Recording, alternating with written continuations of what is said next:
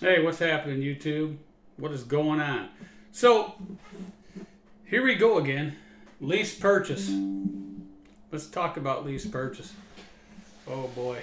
You got a lot of haters out there about lease purchase, and then you have some other ones. We got a joiner into the show already. Let's see. Let's add him in. We might even, we'll put him on the right. We'll put this guy on the right. We don't know who he is, but let's see. It's just a Marine. Let's kick him out of here. This is blue territory. Hey, can you hear me? Yeah, man, I can hear you. Oh, man, miracles happen, brother. All right, so let's talk about lease purchase just for a second. Let's do it. People say that it's too expensive, right? Yep. But that's if you're with a predatory lease program. Right. Right? Because we know that people are out there peddling these lease purchase programs. And we're just going to show you that it can be affordable in a good way if you get it from the right people. Right? The right companies, right? That's right. For example, we'll look at our lease purchase program. All right? If you watch some YouTube videos, you know there's one out there that's, what was it, Dean? I don't know, $800-something a week? Yeah, 847 or something. I don't know. How many miles is on a truck like that? 600,000? Was it 600? Yeah, 5 or 6. A lot. lot. Well, our lease program, they're used trucks. They get 2-year factory warranties on them. And they range from, right, because they're talking the truck weekly payment, right? They range from $320 a week up to $478 a week. Then you got to add in your insurance, right? You can put your insurance in there and your plates and all that stuff. But just for the truck, that's all we're talking about. We're looking at $320 a week on up to $478. So like a $320 a week truck, that would have around 400,000 or so miles on it.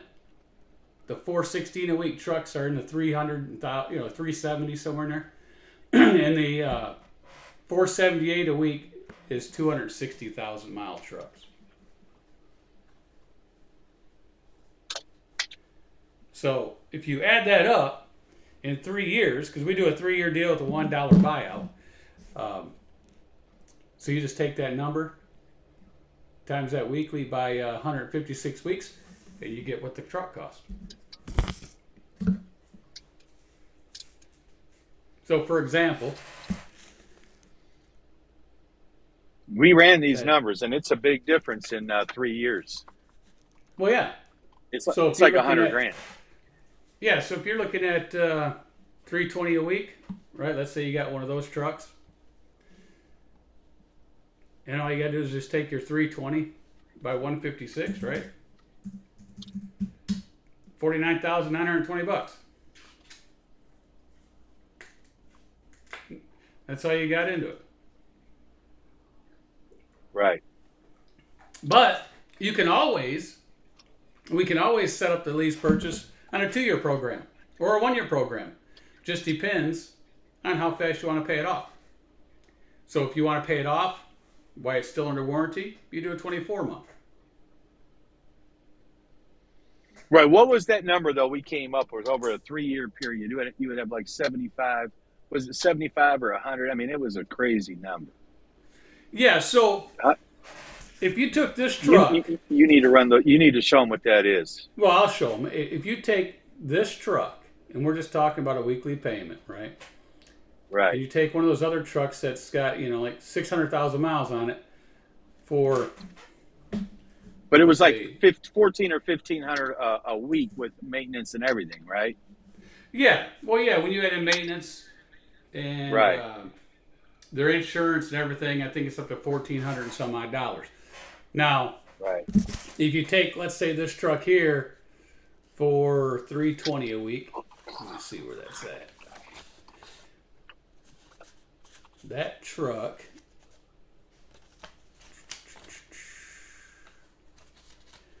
I thought I had it written down here, but I threw my stuff all over the place because, Dean chimed in and messed up everything.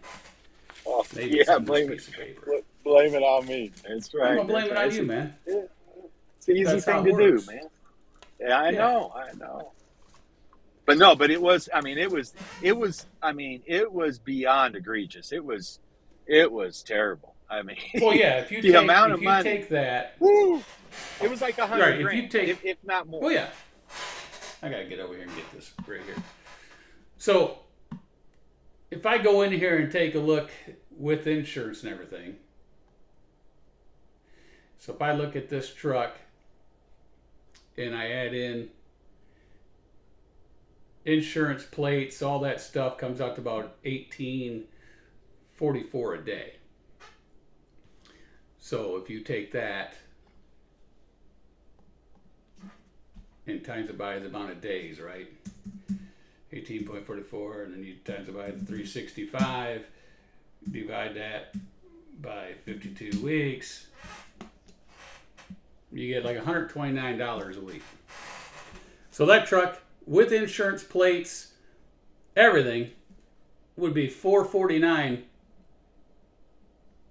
a week. And if you did, let's say $150 maintenance, you'd be looking at $699 a week total with maintenance, because you got a warranty. So there's not a whole lot of maintenance. So if we round that to 700 and you take a look at one that's 1,400, that's half. Right. So if you're saving 700 a week, do the math. Yeah, do the math though for the 3 years, the difference. Right, but we'll just talk 1 year. So, all right, 1 year you'll save $36,400 between the two lease purchase programs. Right. That's a lot of money. 36 grand. And not only that, but see, this is where I think. So this is why I think it's critical to understand how things like this work. So if you go to, a big company that does a lease purchase program, that's great. Yeah, you go to Schneider, Swift, whoever. Right. But here's the problem. And you mentioned this 10 years ago. But if you're going to do that, now they're going to dispatch you. Aren't you the same as a company driver now? That's where the whole, glorified company driver comes from, right? And I'm not saying that that's bad. And for some people, it may work for them. They may not want to book loads, whatever. But you do have to understand the dollars and cents, because that's what matters. At the end of the day, when you're in one of those predatory leases, are you really that much better off? Because think about it, when you do it at a smaller company like Jeff's talking about, I mean, it's half the cost. You got a 2-year warranty, but more importantly, you run your own business. You run the show. How can you have the finger on the pulse of a business if you're not the shot caller? That makes no sense. Look, man, these guys are hiring. What are those dispatchers getting at those mega companies? How much are they making? $12-15 an hour. Well, let's say they made $40 a year, right? Let's say they make $40K a year. So you're letting I'm just going to say $15 an hour, okay? All right. Let's say it's $15 an hour. You're letting a $15 an hour person run your company. Right. You're letting them be the CEO of your company. You're not the CEO no more, because you're not calling the shots. Right. Right? That's right. Well, and they're going to tell you what loads to run. And they're going to tell you what loads to run because they probably have a program or they understand what loads that truck has to run to make them money, not necessarily what's in your best interest. Well, they don't care. Right. They don't care how much you owe or how much your house payment is, how much your car payments are or how you live. They don't care. All they do is they look at a board and they have to move those loads. So if you're next in line and that load's 200 miles for a day or for a day and a half, guess what? You're on that load. You're next up. And that's how it works. Well, because they need whatever loads they have to cover per whatever contracts, those loads, I mean, you're going to get on it whether it works for you or not. That's just the way Right. it's going to go down. And here's the thing, the company, and we've all been there, right? And I'll just go back to, early when I started, right? And that's when you started. But look, it was all about the miles. Since you and I have been in this industry, I started in 96. It's always been about a 3,000 mile week. Listen, driving all those miles, that's a slow death in many ways, It is. right? It's bad for the truck, and it's bad for your body. Because look, Who the heck? I don't want to drive 2,000 miles a week. yeah, I don't care if you say, well, if you get $1.20 mile for all your miles, or $1.50, or $1.60, I don't want to do 3,000 or 4,000 miles a week. Why not make $3, $4, or $5 a mile on their shorter stuff? One, you put less miles on our truck, it lasts you longer, and there's a whole lot less maintenance. Right. Yep. Right? Because if you get into one of those leases that has that kind of miles on it, there is no warranty. No. And if there is, it'll be off that truck in just a little bit. And if something happens to that truck, I guarantee you, you're going to be paying for it. Some way or another. Oh, yeah. Yep. These Well, big not only companies that, but aren't out there just to give money away. No, and look, we've all heard that the scams where they keep your maintenance money or escrow money, whatever. A lot of these companies keep a lot of money that you earned, but they keep it for themselves based on whatever plan they say that their lease purchase is. Fire Dog Mitch has a question, wants to know why you're not eating something, D. Why I'm Are you not on a eating diet? something? Yeah, are you on a diet? No, I'm not on a diet. I am not. It's not time for your ice cream yet? Not time for your ice cream yet? You know you're missing Monday Night Football. Oh, who's playing tonight? Miami. Miami and who? I don't know. Denver's playing too, aren't they? Is it Denver? I don't know. There's 2 games, I think. Oh, okay. Well, I just like know Denver. Miami's in one of them. I know Denver's playing. Yeah, I don't think. know. Oh, Cincinnati's Isn't- playing. Oh, so I Cincinnati's like playing. Cincinnati, but Burrow's out, I think. Didn't he get hurt with turf toe? Yeah, he's out a few weeks. But they say, I hate to say it, but a small company like ours has a really good lease purchase program. Why? Because we're not out there to take you for a ride, right? And take all your money. Because these trucks are half the price per week. Half the price. So I'm And the they have next guy, warranty. man. I've been here 4 hours, man. I got to watch myself because this guy here And you know what? And the buyout, looking for a red truck. and the buyout's cheap, right? Well, yeah. So again, though, I look at it as, look, if you could get a deal like yours versus a bigger company, and number one, I save half, but I want control. Isn't the whole idea, to be a quote unquote owner operator? Look, I'm not have saying all you're the going to control. make more money, Look, but you have over all here, the control. over here at Light Trucking, let me tell you something. Who is? And you've been here. You've been here before. You have 100% control, right? You can do whatever you want within the legal boundaries. You got to follow the rules. The DOT rules, right, Dean? But That's right. we also this have, guy here, he's supposed to follow the leader. Come on. Let's get the But show we going. also have what a lot of places don't. We also have Steve, which can help dispatch you if you need to find a load. So if you're not good on the spot market, he can book you some freight. And he does a really that's good job key at it. too. Right, and then Right. you still have more control with that than you would being at a mega, right? Right. Right. Because you're not sitting there being micromanaged. Now look, And, so here's the best thing. The trailers you're hooked up to, that's your trailer to run. You make sure it's maintained. You make sure the tires are good. And you don't have to worry about going to do a drop and hook and get hooked up to a trailer that's got 4 flat tires. I can't. I can't even say how many times when I was at the Big Orange, when I'd pull in somewhere, and there'd be 3 flat tires, 2 flat tires, springs broken, all kinds of things, right? Right. Oh, we got somebody else trying to course. join. Somebody else is trying to join. Here, let's add somebody else in here. I don't even know who it is. I'm just going to add them in. All right, we added in a blank screen. Somebody else is on here. Oh, great. Who's throwing darts?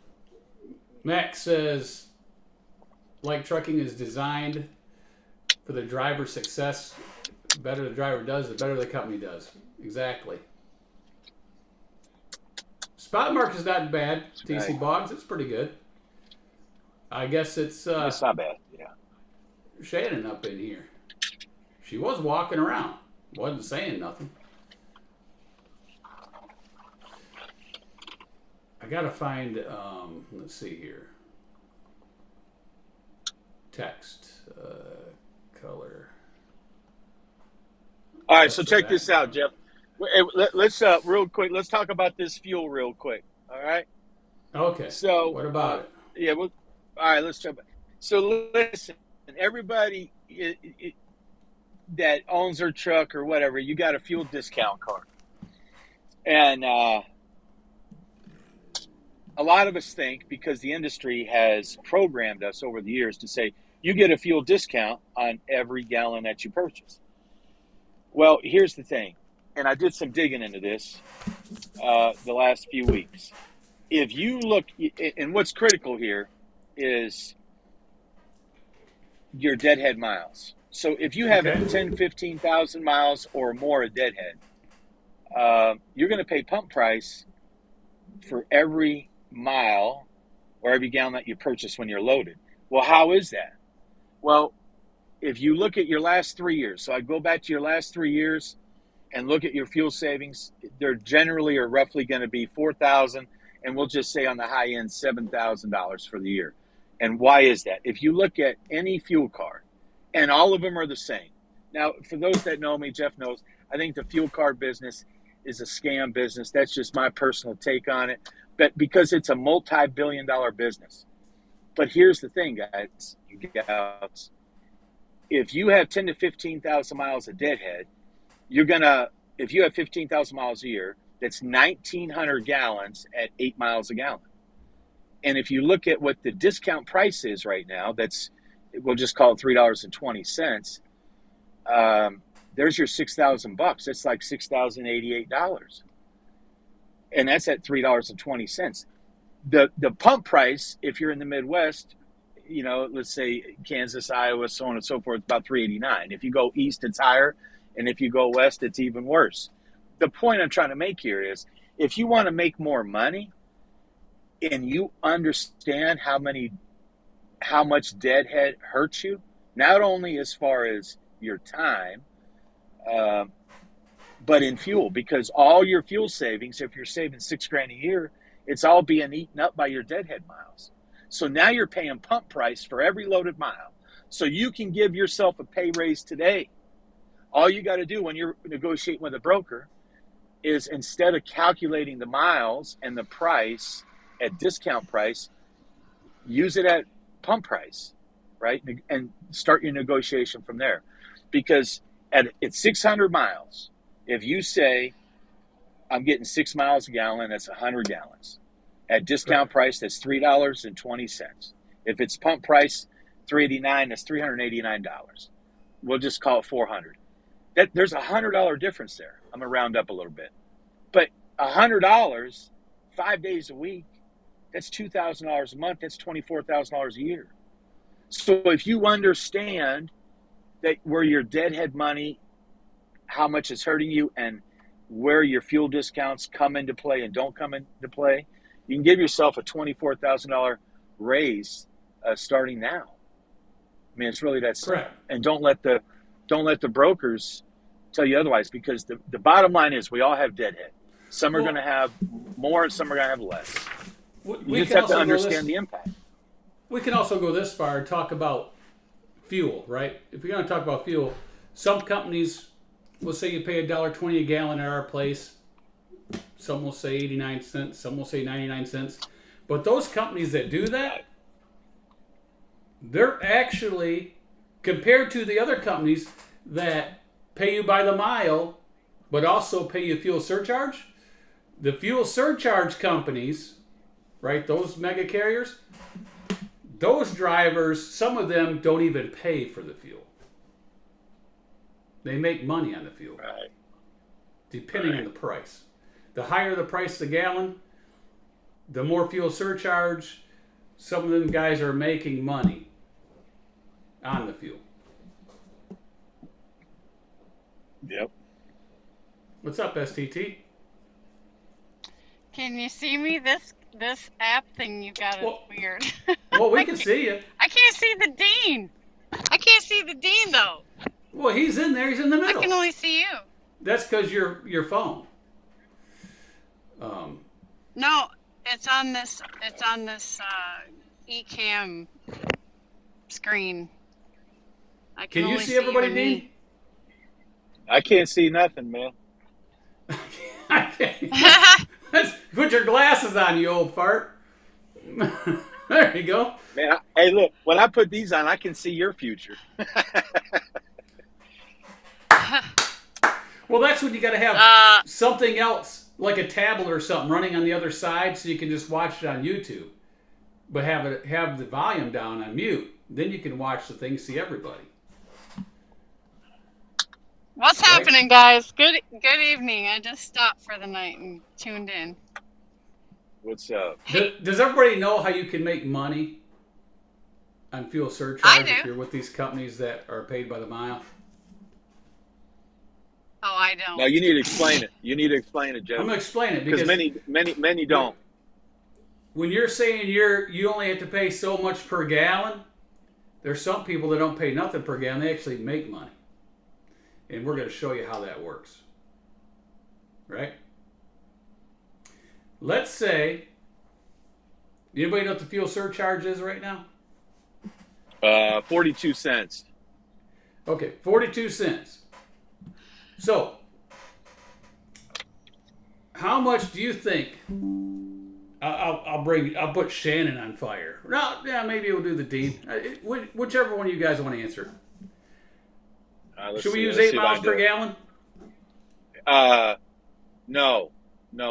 Use 7 mile per 6.5. gallon truck. We're gonna use a 6 7 and a mile half. per gallon truck. 7. No, use mine. 7. Yeah, we're gonna use a 7 and an 8. Hey, We're gonna but show hold the on. difference. All right, but hold on, Jeff. Hold on, real quick. Listen, guys, when it comes to fuel, what I was just saying about the deadhead, you have to underestimate. So because your truck gets 8, 9, 10 miles a gallon, 7 miles a gallon, that's your money. Don't let the broker steal your money. Because if you get 8, 9, 10 miles a gallon, you're the one that should reap the benefits.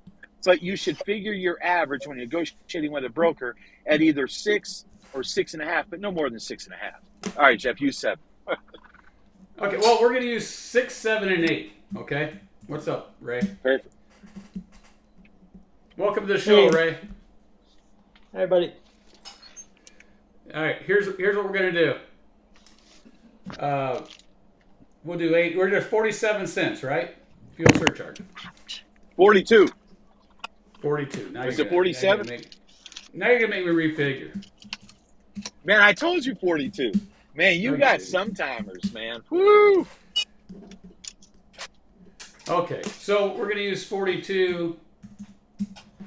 And what's the average price per gallon? 320. Can everybody agree it's What around is this 320?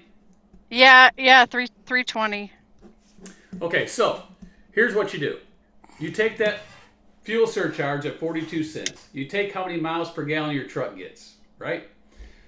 So if I'm getting 6 miles per gallon, I times that by 42 cents, I'm at $2.52 off per every gallon I pump, right? Hey, So say that one more time, Jeff. Say that one more time. I'll go slow. I'm going to go Yeah, Dean please. slow. All right, let's hear it. You take your fuel surcharge, the 42 cents, times Yep. by how many miles per gallon your truck gets, right? Good. So that's $2.52 off every gallon you pump, right? for those miles. So if a gallon of fuel is $3.20, you subtract that from $2.52, and you're at what, 68 cents? So you're only paying 68 cents a gallon. You get that? Yep, that's what I got. All right. So if you're a 7 mile per gallon truck, take 7 times 42, that's $2.94. Yep. So that guy with a 7 mile per gallon truck, he is going to pay 26 cents a gallon. Now the 8 mile per gallon truck, if Shannon would stay off the accelerator, would be $3.36 a gallon. Well, the pump's at $3.20, so they're actually making 16 cents a gallon putting it in. So if you bought 100 gallons, the first guy at 6 mile gallons would pay $68 for it. The second guy at 7 miles per gallon would pay $26 for it. But the third guy would get $16 back. He'd be making $16. He's getting paid to put fuel in his truck. Right. See how that works? Oh man, I gotta soak that one in. Yep. You see how that works? So the more, see, that's why when I used to talk about those long nose trucks and everything getting 5 mile a gallon, 4 mile a gallon, they can never get paid to put fuel in their truck. It's impossible. Right. Right, but you know what? Okay, but listen, somebody that we know brought this up to me when I talked to him about the deadhead and everything. Okay, let's take my W-9. So, Okay. all right, that's fine. We can use the W-9. But here's the I guess the rub, or where it can make a difference. Okay. If you understand that deadhead is not your friend, okay, and we understand that our fuel discount is really only going to pay for our deadhead, and we're paying pump price for every loaded mile, then a guy that's driving a W-9 or a gal that's driving a W-9, let's just say they had 20,000 miles of deadhead, right? Because it happened. I mean, I would say there's a lot of people 10 to 20,000 miles of deadhead. But if that person driving the W-9 doesn't have any deadhead, isn't it? I'm not going to say it's a wash, but the impact now isn't as steep as you think because everybody's paying pump price for loaded mile. Sure, it'll cost the W-9 more because, I mean, you're getting 5.55, 6 miles a gallon. I understand that. But when you understand the fuel game and what it is and what it's not, and look, all of it, the only way that you're going to get any discount off your loaded mile for fuel is if you keep your deadhead miles 600 miles or less a month. Right. And then you're only going to get a portion of the loaded miles at a discount. Or you negotiate that into your deal. So you can, right. But see, and again, I would look at, so I just said Whatever you overestimate negotiate is just a raise, right? It's just a raise. It is. And so what I would do, though, is, and it doesn't matter if you're in the Midwest or West Coast, take the highest fuel nationwide and negotiate based on the highest fuel. I'm not saying you're going to get that rate, but let's say it's $5.25 out west and you're in, Nebraska or Missouri and it's $3.20. I mean, why not? Listen, doing that, negotiating is better than under negotiating, and I think a lot of people under negotiate because they sell themselves short. Well, you know what we're gonna do. You know what we're gonna do, Dean and Shannon. What's up? It's time to bring back teaching this business because there is a lot of people that have been out here a lot of years that still does not know this business. They don't. Yeah, well, at this point, we like it that way.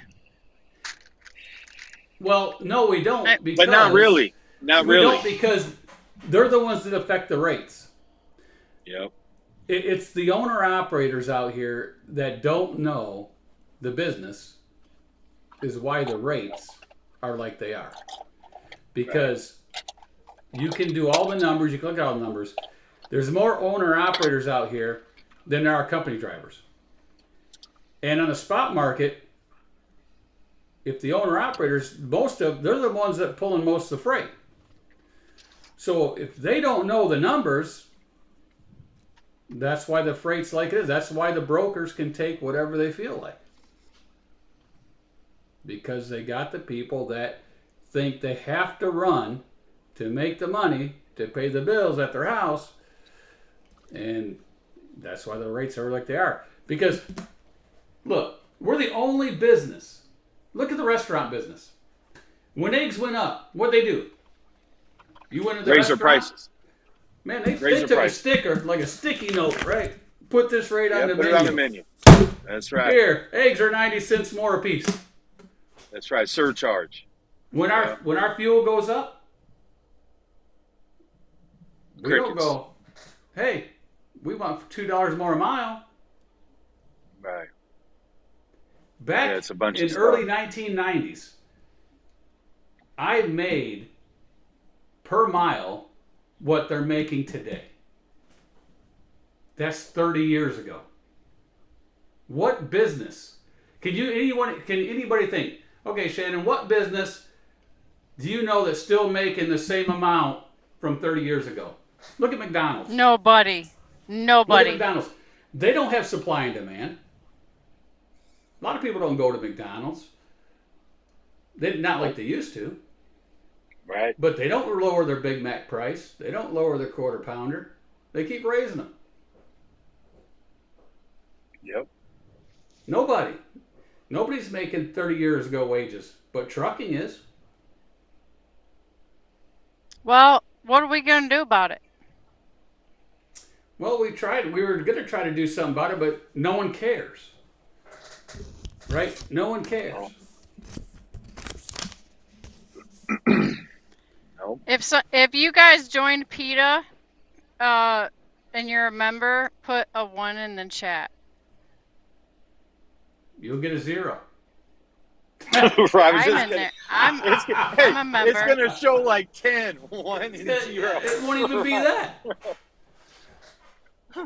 We're I'm a member. negative, man. I'll put my 1 in the chat because I'm a member. But see, what we need to do is we need to go back to education. And of course, when I do this, I'm going to get all kinds of hate videos and all that. And why is that? Because people don't like the truth. That's right. And that's the Right. only reason. And a lot of people don't want to know the truth. Right. They don't want to know the truth, and they don't want to feel the truth. Yep. I mean, Jeff, reality. when are you gonna do what? when are you gonna do a whiteboard about this? When's your next whiteboard? Let the audience know when Well, the I got next a whiteboard right class over is there. in session. I got a whiteboard right here. I could pull it over here, but I don't have a marker, so that's coming. We're going to go back to whiteboard sessions. And that's I might just do that, and that's it. Just do whiteboards on all kind of things. Hey, Right. Jeff, I'm gonna. trucking. I'm not gonna tap out, but I got to back in this door. So hold. I'll be give me a few minutes. Yeah, we don't want you to get in trouble. You know, I'm going to call your boss and let him know you got a video camera going. You're trying to back up. Here, I mean, let me I've call been your here boss up. 4.5 hours. This is some serious, you know what? Well, 4.5 hours, and you're not going to get nothing for it. No, nothing. I mean, this is terrible. But I need to get back in this door because everybody's supposed to follow the leader here, but I don't think they ever did that in school. I don't think they. That's right, TC. We're gonna back this sucker in here. I'll turn that off. Lots of laughs. Let's see Yeah, if I Mac can the trucker. back The in. whiteboard is going to need a dust cloth. You got that right. TC I'm gonna says buy you you need to one of speak them. Serbian to negotiate. What, Shannon? I'm gonna buy you one of them Samsung screens. Hey, you know what we need to do?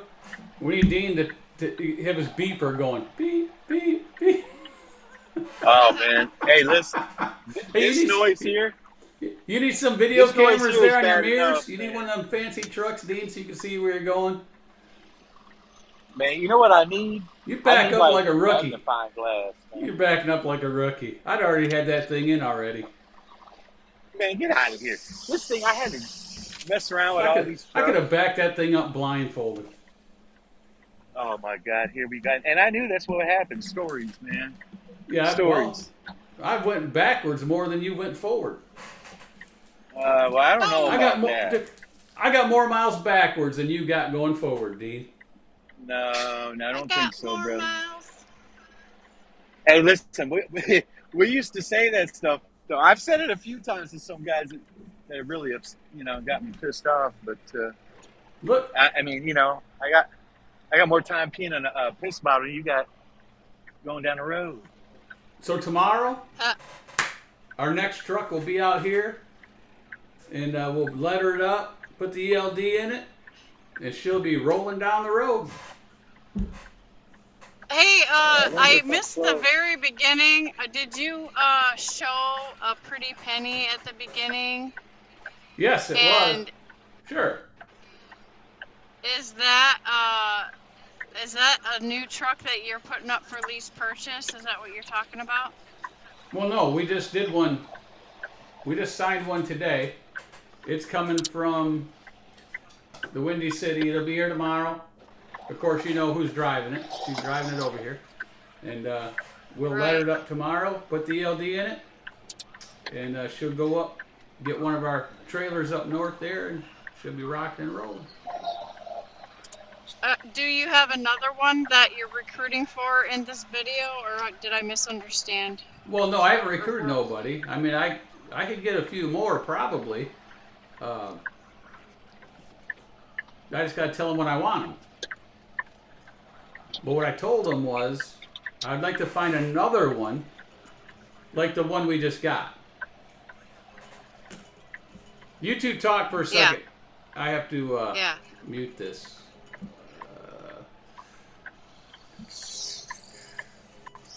Well, what's going on? You out there running, Shannon, or you at home? Oh, man. I'm out here Hello? running, making money, Dean. Oh, okay. I'm running my business. I'm There you actually go. I'm at my receiver. I'm gonna hang out here for the night and deliver in the morning. But yeah, I'm rocking.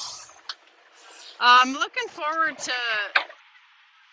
the rates coming up in the market because it seems like they're cracking down on uh the entry procedure, the entry and continuance procedure of having a CDL. God, what is that Yeah, noise? I've heard of it. I've heard they're doing that, but my thoughts on that whole English proficiency and everything. I think it's. Oh no, it's beyond I that, think. Dean. Well, no, I understand that with the non-domiciled CDOs. I get that, but here's my thing with all that, though, Shannon. So, if they really wanted to do something, they should do it in a controlled environment, like a shipper, rather than at a scale house that's closed 50% of the time. I think it's Well, preposterous that because they're telling everybody, oh yeah, we're going to enforce it. Well, I don't believe that they are, and until we see trucks abandoned at a scale house and or at a shipper, yeah, I mean, because look at the numbers that they're getting. I don't know. Maybe this non-domiciled CDO stuff will help, but I don't know. well, I It's just a watched whole lot of stuff. Miranda's You know what I mean? video I watched Miranda's video and she said that she went into the details of it all and it sounds like the brokers are getting involved as well. Like they're going to start having people send in photos of their CDLs and then they're going to be able to check them against something and if it's a they're saying, she said that if it's a non-domicile CDL, that they're not going to sell the load to those people. Right. That they're going to check for like they don't want short expiration dates. Um, and then you got the whole I-94 form and whatnot. I guess what concerns me though, if you go back to her video on Friday, is that the states that are the ones that created this problem, they're the ones that have to rein those drivers in. So they're supposed to call, like, let's take California. So California is supposed to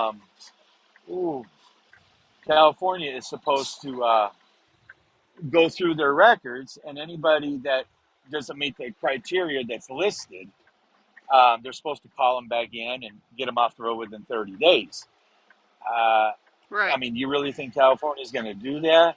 Probably not. And there's many others, right? So, I mean, they're going and to I lose guess they're going to lose their road funding if they do. So at some point, they're going to have to get on it. no, I get that. But here's the other issue and I watched Miranda's video today. And I know the brokers are going to start asking for credentials, and that's good. I mean, it's a step in the right direction. Oh, But that's huge. I think, Because well, they're going yes, to catch them before the scale ever does. well, right. But on the click and goes, what do Wait, they do then, though, Shannon? we Because got the to say hi to click and goes. Rosalind today. Hi, Rosalind. What's up, Rosalind? Hi, What's cracking? Karen. Hi, Rachel. Hi, Karen. Hi, Rosalind. There you go. Shout out. Woo woo. But yeah, so the click and go apps, how are the brokers?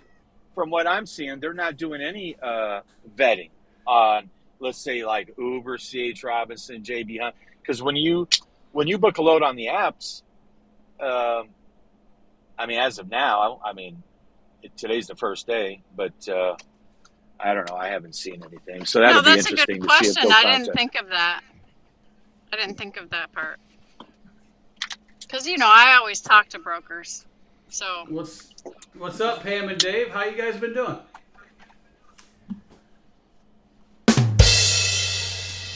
The Dean's music right there. The Dean gets a da-doom because he doesn't have one hair out of place. Oh, let me see. Do I? I haven't seen it, man. Oh, yeah, it's looking Look at pretty good today. Look. This is. Remember back in the 80s, the Fawn, baby, the Fawn.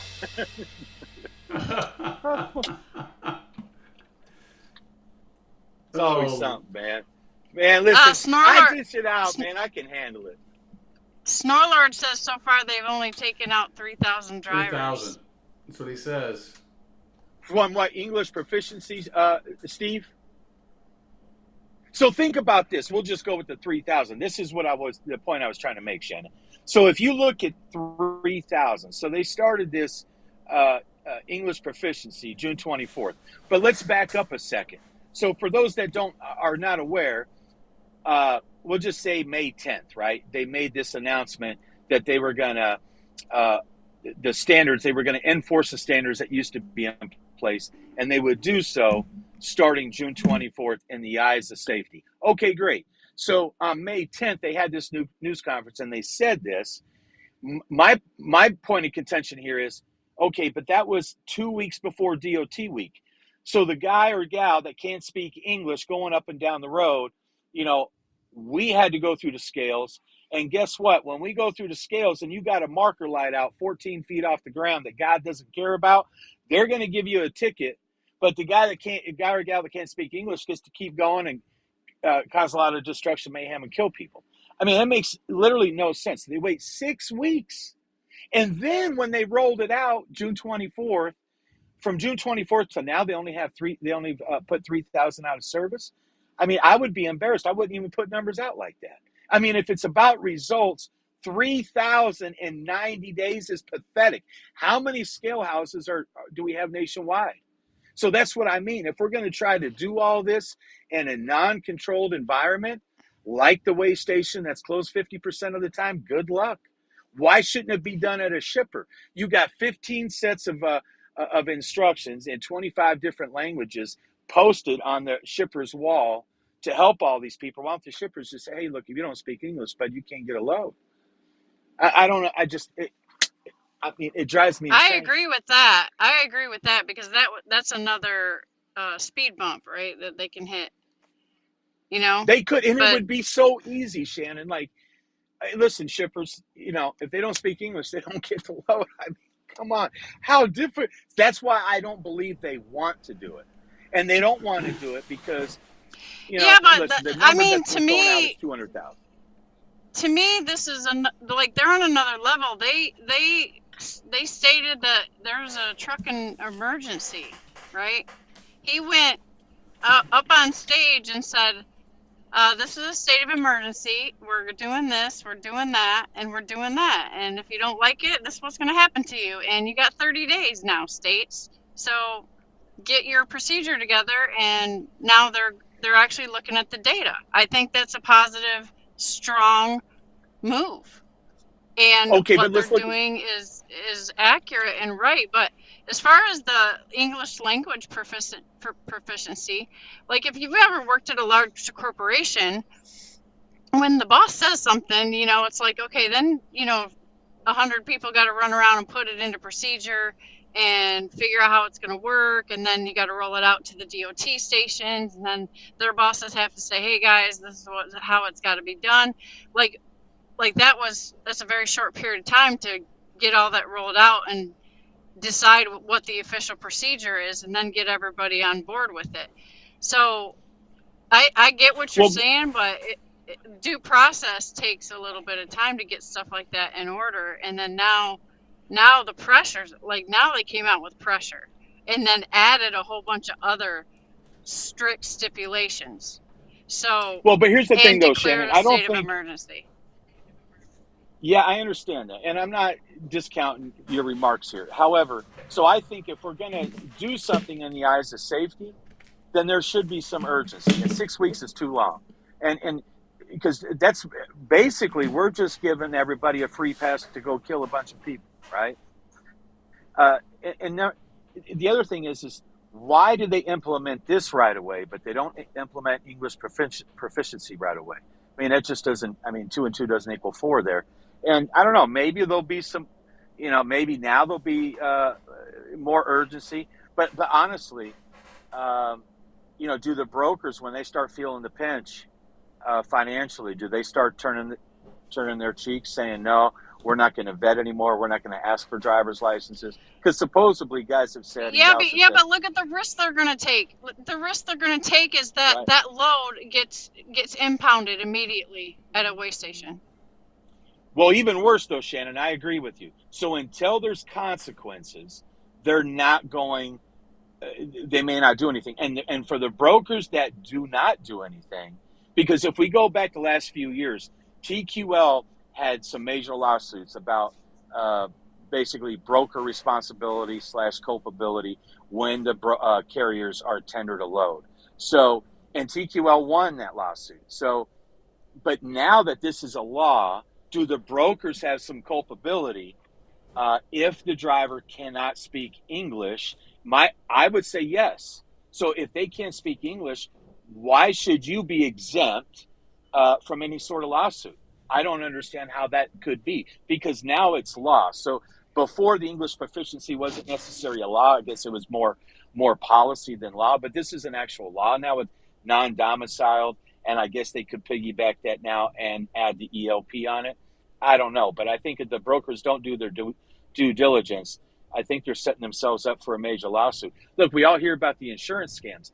Look, the best insurance scam going would be let one of these illegals destroy you and sue somebody for millions. I mean, let's just be honest. That's the best insurance scam in history. Go make some money. That's better than hitting the lottery. Right? I hope so. Yeah, I hope so. Well, we'll see how the lottery helps you. Well, I mean, listen. Well, I'm just gonna. I'm gonna leave it alone. I'm gonna leave it alone. Yeah. Jeff, what do you think? Trouble. You think? Let's go to the positive silver linings. What do you think 2026 is going to be like with rates due to what we just talked about? Well, it depends. Depends how many drivers are off the road. But then that really doesn't make a big difference either when it comes down to it. It all depends on how the companies or independent owner operators are going to market their business. Bingo. What they think they're worth. That's right. Because if you look at how many illegal so-called truck drivers are out here, that's a minuscule amount to the ones that are legal. Right. Listen, the number that is out here, and Jeff and I talk about this all the time, and I've shared this with Jeff, but if you understand numbers and averages just don't work that way. So if we say, okay, there's 1 million illegals or foreign drivers, whatever the number is, but there's 2.5 million American drivers, well, they couldn't crash a supermarket, let alone the trucking market, right? So, because numbers and averages just don't work that way. So what I don't understand is, yeah, some of these loads are cheap, but little things like understanding fuel discount or not, where it comes from, and just negotiating, more assertively is definitely going to help your business. Because to point the finger and say the rates are this really makes the rates are bad because of this small sector in our industry. I mean, it really puts us in a bad spot. Because are we saying that we're not sufficient enough, that we don't understand? Because that's really what we're saying. The rates are bad because the majority of the industry doesn't know how to price their product. Exactly. I think everybody's looking forward to that course you're going to do on that subject, Jeff. Because we're a service industry. Yeah. I know. I'm with you. And here's the big thing. Irritated. The truck is the most valuable moving part of this whole operation. Without the truck, shippers can't move anything. Receivers can't get anything. Right. But the truck is paid the least. Here, Jeff, think about this. We talked about this too. So the folks that are listening, just look at when you get a load, how much, so when you get a load of product, whatever it is, water, napkins, whatever, it doesn't matter. But think about the revenue that's going to generate the company that you're delivering it to, right? And think about what you got. So let's say it's $50,000, $60,000 and you got $500 to run that load. I mean, that is beyond the pale. I mean, you're not worth more than that. They're essentially getting their transportation cost for not even 1%. And we don't know what revenue. We don't know what kind of revenue. It's probably even less than 1%. Yeah. Yeah. I mean, and so when we put it in terms like that, and all we're doing is devaluing our own companies by not understanding how their company works. So if I want to price something out, I'm not going to look at just what I need. I'm going to look at what they're making, right? Because there needs to be some yin and yang. Well, think about this. Let's look at products we haul, right? Look at products you haul in a drive. Let's just talk drive-in. Dee-dee. What are some of the highest paying loads in drive-in? Water. What's even water? Yeah, water. But what even pays better than water most of the time? Going to the East Coast. Oh, empty pallets. Exactly. Empty pallets. Bingo. Pallets. So there's no products on top of those. It's just empty pallets. Why are those paying more per mile than, let's say, a load of computers or a whole load of water or a whole load of whatever you want to say? Because without that, they can't get their product to market. But without us, they can't get it to market either. Exactly. But why is pallets paying more than, I don't know, a whole load of Michelin tires or Mahindra tractors that are Yeah. 40,000 a piece. Right? Yeah. I don't know. Why? You know, you put in I gave 5 John Deere tractors in your truck inside that trailer, right? And a lot of those are the $15,000 versions, right? Maybe 20 sometimes. So you got about $100,000 worth of tractors there, and you're getting less per mile than 540 pallets at a couple bucks a pallet. What's that load? right. $12,000 compared to 100, Right. and it pays more. Yeah. Right. Doesn't make sense. Doesn't make sense. No. So And think about it, a lot of those so tractors what's the they're solution? renting, they're not selling. Right. What's the solution? Let's talk about solutions, not problems. So what we need to do is get some whiteboard going on and have some more classroom sessions, and then maybe that will help us all get the strategic edge to navigate forward a little bit better. What do you think? One of the only real solutions, and a lot of people aren't going to like this answer. That's okay. But, It's your channel. One of the real solutions is there needs to be a law that states that a truck makes a minimum of so many dollars per mile. I agree. I seen a guy that was trying to get a big petition signed to do that at So- like $5 a mile. Well, yeah, but let's just say it was $3 a mile or $3.50. No $3. freight was going to pay more than $3.50. You know, no less than $3.50 a mile. Right. None. So if you went 2,000 miles load out to California, it's going to be $7,000 or more. That way, you're able to fix your trucks. There aren't all these companies going out of business. And don't you Because- think they should have to pay like, you know, I understand there's fuel surcharge, but don't you think they should have to pay for fuel? That's the $1 million question, Shannon. So I've said this up until I've in my mind, right, at figuring out the deadhead and where's the fuel discount going. I've often said for the last 4 or 5 years, the brokers truly are not paying for all the fuel. Well, yes, they are. Well, no, because if you take out fuel from the load, then your labor rate is reduced to like nothing. You'd be, a lot of cases, you'd be better off being a professional burger flipper. I mean, it just doesn't make any sense. It makes no sense. Right. So, No, and you're that's right. what I mean.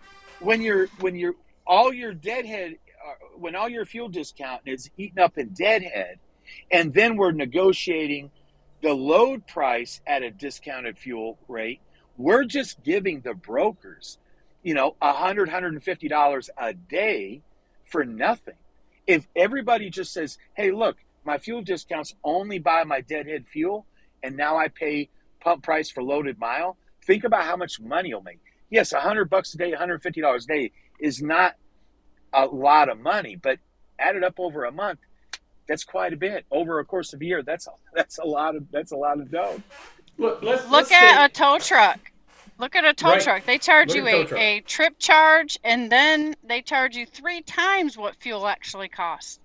Right. Not And only then they that, charge you not only that, they also Excellent charge point. you Excellent point. an hourly wage, right? They charge you to drop that drive shaft because I was supposed to have automatics now.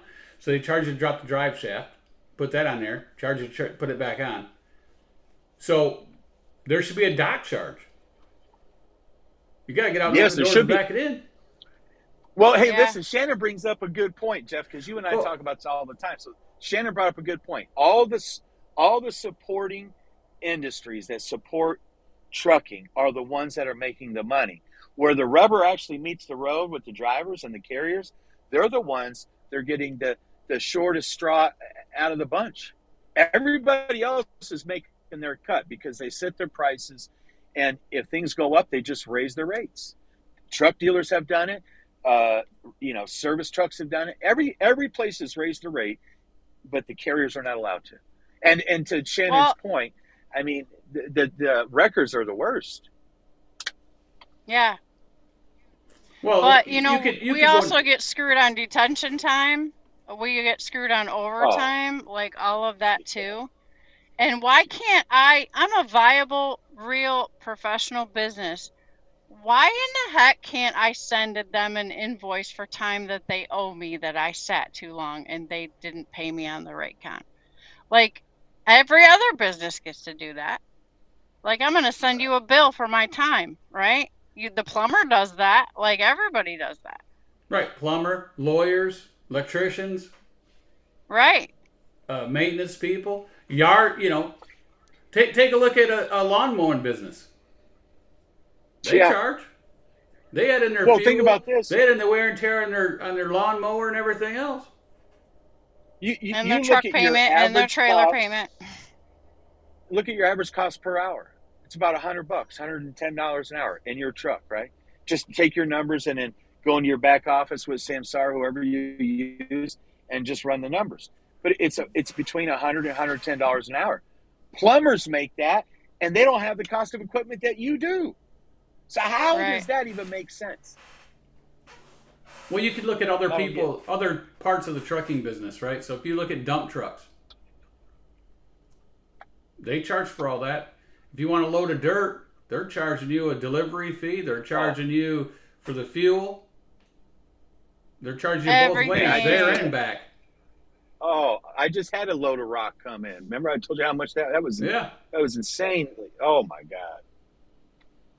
So my thinking is this: when the capacity shrinks, all of a sudden we're going to be starting to be respected and valued once again, and not taken for granted. So that's an opportunity when we can start putting these things into practice like every other business, and then stick to it.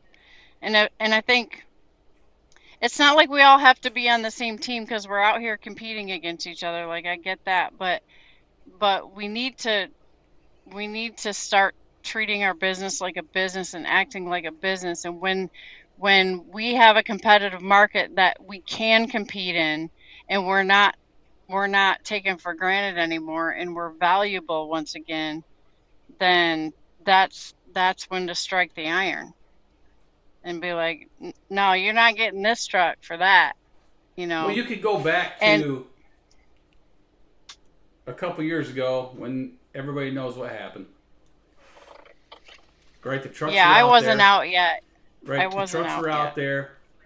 It was rough for a little bit, but then when it started coming out of there, the trucks actually made what we should be making all the time. And it was good for about a year. But maybe then, two. But yeah, maybe two. But then, everybody started complaining. Well, And that's when everybody started flooding over here and getting CDLs and flooded it because they wanted the money. And so everybody came and jumped in a truck from all over the world. well, that's And one problem that hurt it. But that's the thing. If you get people that don't know the business, they don't know what it costs to repair these trucks, and they do that, we're back to 30-year wages. Yeah, I agree. And then the other Because- problem that you have, though, Jeff So, and KB? Shannon, is this. So the problem that you're going to have is, number one, the executive doesn't want the truck driver making more money than he or she does. And number two, the American people are going to have to get used to paying more for a gallon of milk at the grocery store. Until people are okay with those two things, look at, call me negative Nancy, that's fine. I just look at things different. It's just like when you and I talk about supply and demand, Jeff. I don't believe it's about supply and demand. Look, they could pay whatever they want. They just choose not to, right? That's right. And they're going to the bank with record profits at the expense of everybody else, right? The single owner That's operators right. and even the big companies. And you were on record a few years ago, Jeff, during COVID, and said, look, the single owner operator has more staying power than a bigger company. And you know what? We go back 5 years, and a lot of owner operators have made it. It's the bigger companies that have suffered and went out of business, right? Because when you take Yeah. all these things and compound it, uh, um, that's just a hole that I don't think you can dig out of, especially when you have when prices double. When you have one truck, it's a lot easier to manage those expenses, even though costs have increased. But when you got 1,000, 2,000, it can get out of hand real quick. But let's take a look at Hey, this. KB. What's up, KB? KB. Hi, can y'all hear me? Yeah. Yep. Oh, So okay. let's This is new, Jeff. I appreciate you letting me up. How y'all doing? good. Let's take a look at detention and truck order not used. Yeah. Right? So the broker should get none, zero of the detention, zero of the stop pay, zero of the fuel surcharge, and zero of the truck order not used. But yet they take 50% or more of it. Right. That's crazy. Because there's no way when they're paying you $35 an hour for detention that they're only getting $35 an hour. They're probably getting 100 Yeah, and or more. if our truck is $100 an hour average, then we should get $100 an hour detention, and it's minimum, $250 on up for if you have to sit overnight. Like the way I think it should be is like your truck costs so much per day. You have a cost per day. That's how we do it here at Like Trucking.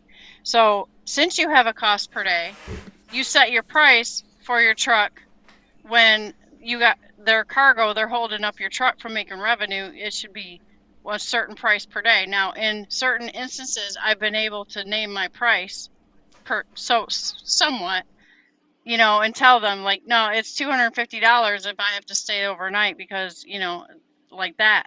And I think that should be a given, like, you know, we should not every broker you can do that with, but some loads I've been on, I've been able to, they're like, well, how much does your truck cost to stay overnight? And one time I've told them 500 and one time I told them 250, and they accepted it. But I'm not saying that's going to fly with everybody, but we should be allowed to have that price point, and it should be in our contracts. Like we signed their contracts. Like that's the other thing. I wish there was like, hey, here's Like Trucking. This is what all their trucks cost. If this, that, and that happens, right? So, because then companies Yeah, would but they'll compete. never let us.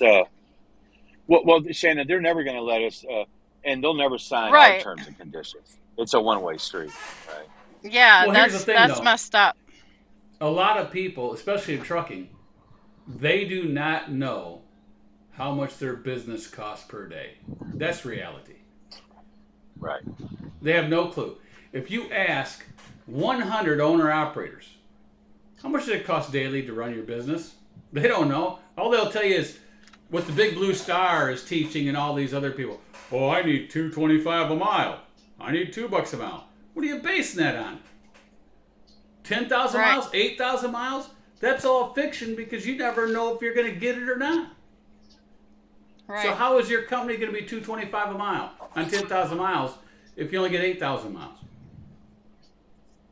It's Right. not Okay, 225. but That's Jeff, why I appreciate you, Jeff, All right, for KB. teaching us. Yeah, because a lot of that we're not told when we get into this game. Like when I first got into it, Jeff. I didn't mean to interrupt y'all, by the way, but I just want to say real quick.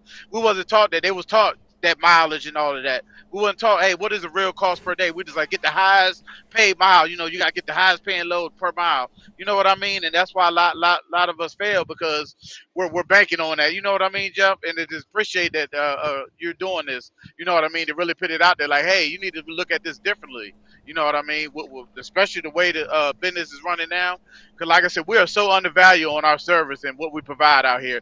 Like you said, Jeff, like we provide a service. If it wasn't for the truck, none of this stuff would get moved. America wouldn't even move without us out here. But they so underpay us and so undervalue us out here every day.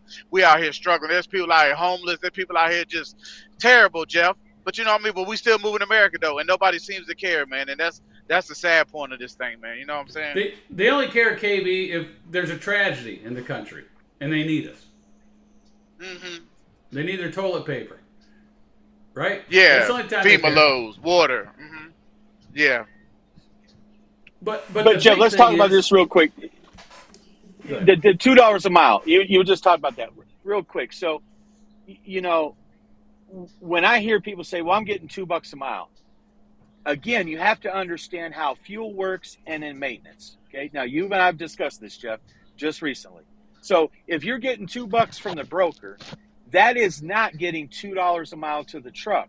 The way I look at it is, the way I internalize it is, the fuel money, and I'm dating myself or aging myself, but fuel money from the broker is like your dad giving you $20 to go put gas in the car and take your girlfriend out for a burger, right? Fuel money doesn't pay any bills. Fuel money does nothing for you.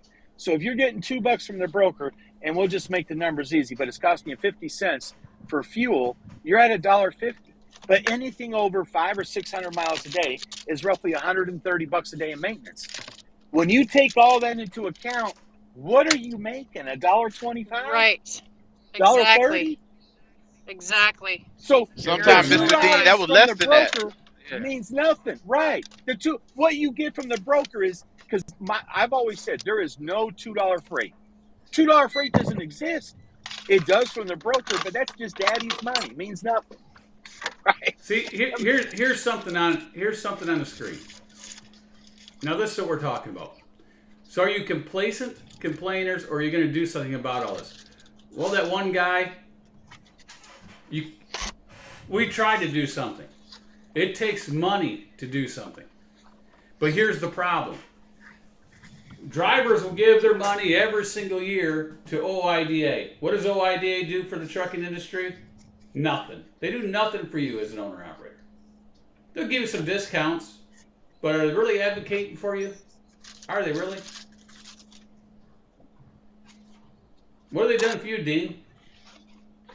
No, I mean, don't you want me to say? Listen, here's what I think about this, and I know why you brought it up, because we just had this conversation.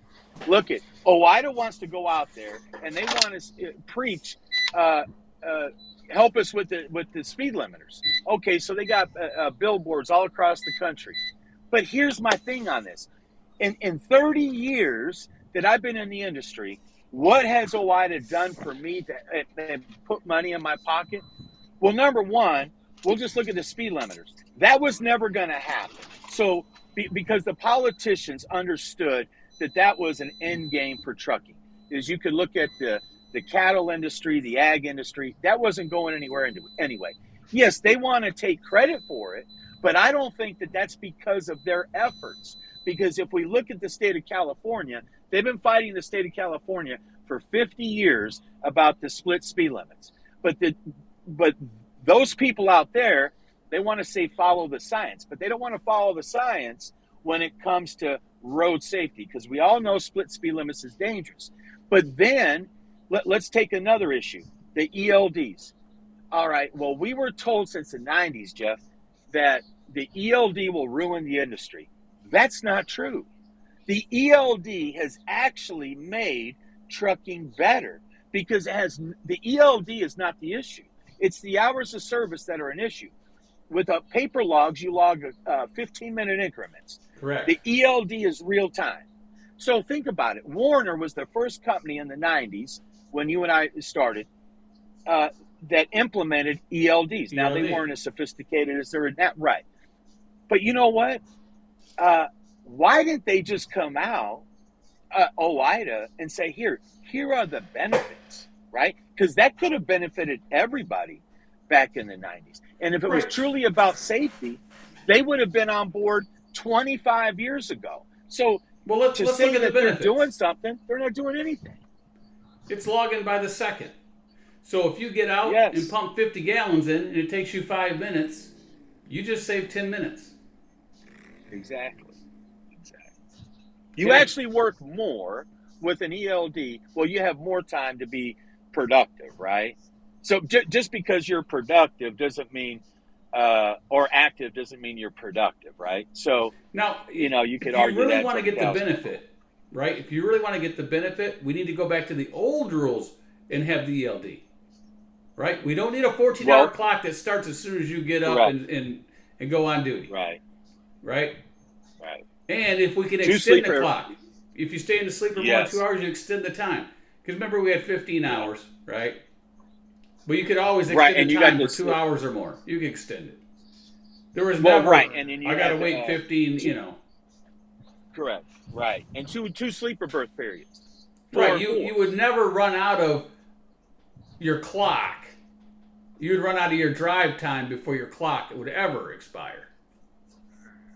Yeah, and more importantly, the driver got to drive when they felt most When they rested. wanted to drive. Now, I'm not saying I didn't do some crazy stuff back in the 90s. We all did. Look, at the worst thing that they implemented in the 90s was the loose leaf logbook. That's right. I mean, they just invited people. That was to cheat. I mean, that was a cheat sheets back then. They came with a loose leaf logbook. Listen. Yeah, no more 3 logbooks. I just throw out pages. It didn't matter. Because the DOT back then would pull you over and he'd take your book and he'd count, make sure you had 31 pages in it. Yes. And he said, "Oh, you're missing some pages, so let's dive deeper into this." Right? That was the greatest thing ever, because then you no longer had to worry about which logbook to show them. I just opened it up. Hopefully, I counted right, and then the just little added more target pages. Remember that? Right. Yeah. Just keep. Oh, I think I always kept like 45 pages or 50 pages in there. Right? I mean, well, sir, I just add as I go. You know? You just keep adding. Yeah. I mean, the As one thing far as that the they used rules, to ask us- guys. Oh, go ahead. Go ahead, KB. Well, the one thing. Oh, Well, real quick, I just one want to thing say they used real to quick, ask us Mr. when you Dean. went Oh, across go ahead, the Dean. scale is the holes. They'd say, "What hole are you in?" Remember that when you went across the Yep. scale with your tandems. But go ahead, man. I'm sorry, dude. Yeah. No, Dean, you good, buddy. I was just gonna say, as far as the rules, I mean, I really don't have no problem with the 14 and all that. You know, sometimes we do got the 2-hour stoppers where you can extend it to pretty much 16 if you need it. But I just want to know, can they extend the 70 clock rule? That where if you run over 10 hours a day, you running out your clock within 6-7 days. You got to sit that day and a half. That 34-hour needs to go, in my opinion. Why can't we run 80 hours or something like that? You know what I mean? KB, how would this be? Think about this. Let's say we went to 11 hours driving, right? You had to take 10 hours off in the sleeper, and you could just run 7 days a week if you wanted. Okay. Yeah, why not? Why have a 34-hour restart? That'd be great. Yeah. Yeah, because that of You know what all I the mean? drive don't need to be sitting over the road, for 34 hours just for no reason because I can't move my clock. My clock is ran out. Because that sucks. if anybody's been trucking, we can all agree on this. If you got to sit in your truck and you're there 10 or 12 hours, you know, you get so bored, you get up and walk around, you're not getting to sleep anyway. Right? Right. We can all agree Or on you're that. too pissed off. Right. And then if you have to sit somewhere for a 34-hour restart, how much rest are you really getting? Because you're doing other things. Yeah, I work a lot, and matter of fact, I work most of the time when I'm on my 34. I got stuff to catch up on. I gotta do laundry. I gotta take my shower. I gotta do laundry. I gotta put everything away. I gotta order groceries, do all that, and then I got book work to do the rest of the time. Well, even on your 10-hour break, right? You're supposed to be in a sleeper. How many people are in there washing clothes? They only get 5 hours sleep or 6. Right. They're watching a movie. They're on Facebook or they're on YouTube or whatever. You got to wait 2 hours for a shower, all of that. Yeah, Yeah. Jeff. Yeah, so that 10-hour time is always cut. Yes, sir. Yeah, I hate the 10-hour. So but that's what if because we we just didn't did have to this? do that. What if we just did this? You work 12 hours a day. You take off 12 hours. You work 7 days a week. Yeah. Yeah, but what if I would like that. so you're 12 hours every day? Yeah, you got 12 hours. 12 hours? But can I drive 12 hours? Sure. Well, no, because you're going to have, a pre-trip, a load or an unload and a thing, but you'll be able to at least drive 11. But here's the thing: I don't agree with having more hours to work, because then that, again, our wages will be basically even more devalued than they are now, right? So I don't think we should work more. I think we should work less and get paid more, right? I mean, 70 hours in 8 days. Here, think again. They've done sleep studies, and they make a big deal about this sleep apnea. But they've always said, the professionals say, you can't make up sleep, right? So if you can't get sleep back, what the hell does a reset do for me? I can't get the sleep back that I missed last week, so why do I have to do a reset? Help me understand that. If we're going to follow the science, how does that make any sense? It doesn't. That's insanity. Well, if we made what we need to make for our businesses, like it would be in our control to when we sleep and how long we sleep and all of that. Like we're not pressed so much that we gotta run. If we got paid what we need to get paid, you could do 8-hour days, 5 days a week, and you'd have good business. You'd have a good business. There we go. If we got the actual money exactly. that we're supposed to make. 8 Exactly. to 10. That's how it should 10. be, but Yep. unfortunately, it's not. We forced to run like Nope. this. They give us these stupid appointment times, these ridiculous time, not counting all the stuff we got to endure. Then we get there and got to wait 4 or 5 hours. The first 2 hours are free. Yep. Sometimes even 3 hours are free. I don't agree with that neither. Why so much of our time Yep. is free out here, which is crazy. But yeah, we got to do with all of that. And still, then like you said, we got more time on duty than we do to actually drive to make the money. You know what I Well, mean? you know how you fix that, KB? Exactly. That's right. Huh? See, we do need some regulation. I mean, here's how you fix that. We all know Go ahead, that Jeff. you can load and unload these trailers in 30 minutes or less. We know this. Uh-huh. And people say, well, no. If Costco can do it, everybody can do it. Yeah. And Right. Walmart too. Yep. But if you go to Costco, Yeah, but the Like problem here with in that, Michigan. Jeff, is the workers in the warehouse. right, but here's And the how work- you fix that, KB. Here's how you fix that. Uh-huh. If the shippers and receivers, we'll just say 1 hour. Okay, we'll say 1 hour. If the truck is there for more than 1 hour, they must pay you $100 an hour, and they must give you the cash when you leave. Mm. Now, how long do you think Wow. you're going to be there if they got to start handing out $100 bills? Shoot. Oh, no, People we'll be in and out of that sucker. Yeah. Because you know what'll happen? Yeah. Those workers that don't want to work, I guarantee they'd be, how you say it, Dean? Their future be freed up pretty quick. And listen, Yeah. we'd free a lot of futures up. We would free a lot of futures up. Well, that's If what the needs to shippers happen. and receivers had to pay you Yeah.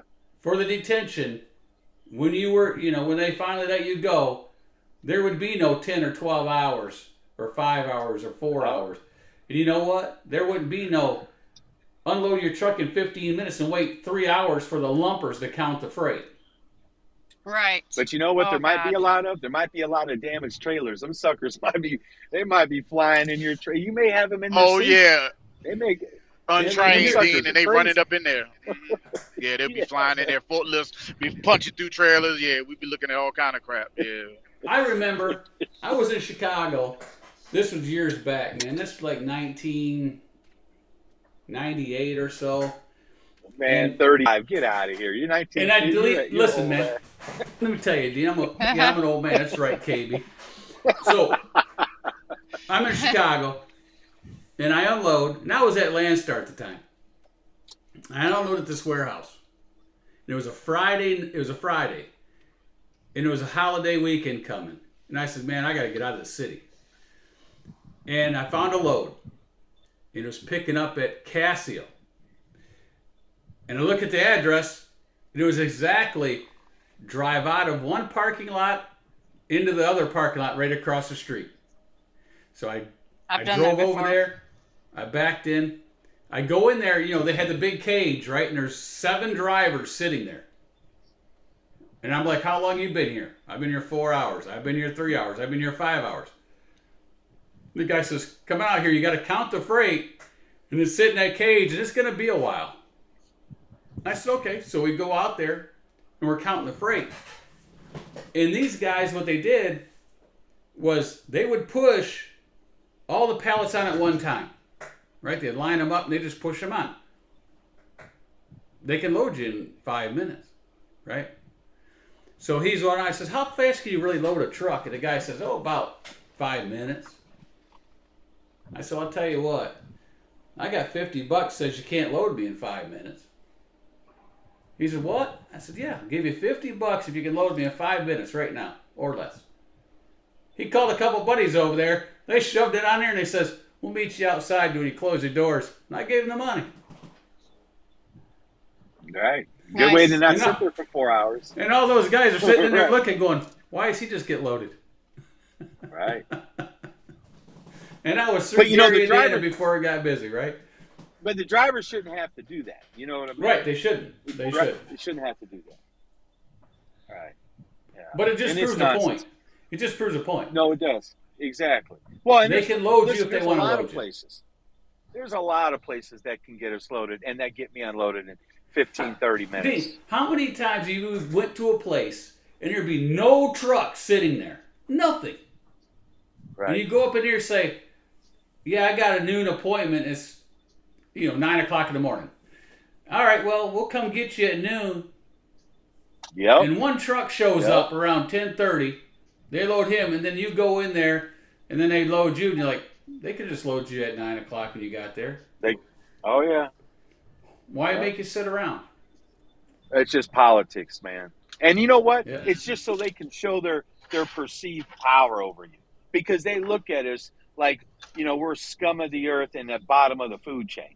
And they think they're better than we are. That's I really what don't it think is. it's all that. I don't think I'm disagreeing. Yes, no, wait a minute, Shannon. How many places you been to where we're not allowed to go in and use a bathroom? You got to use a porta potty outside. Come on. That's right. Or they Oh, don't yeah, even I have agree that, with you. Jeff.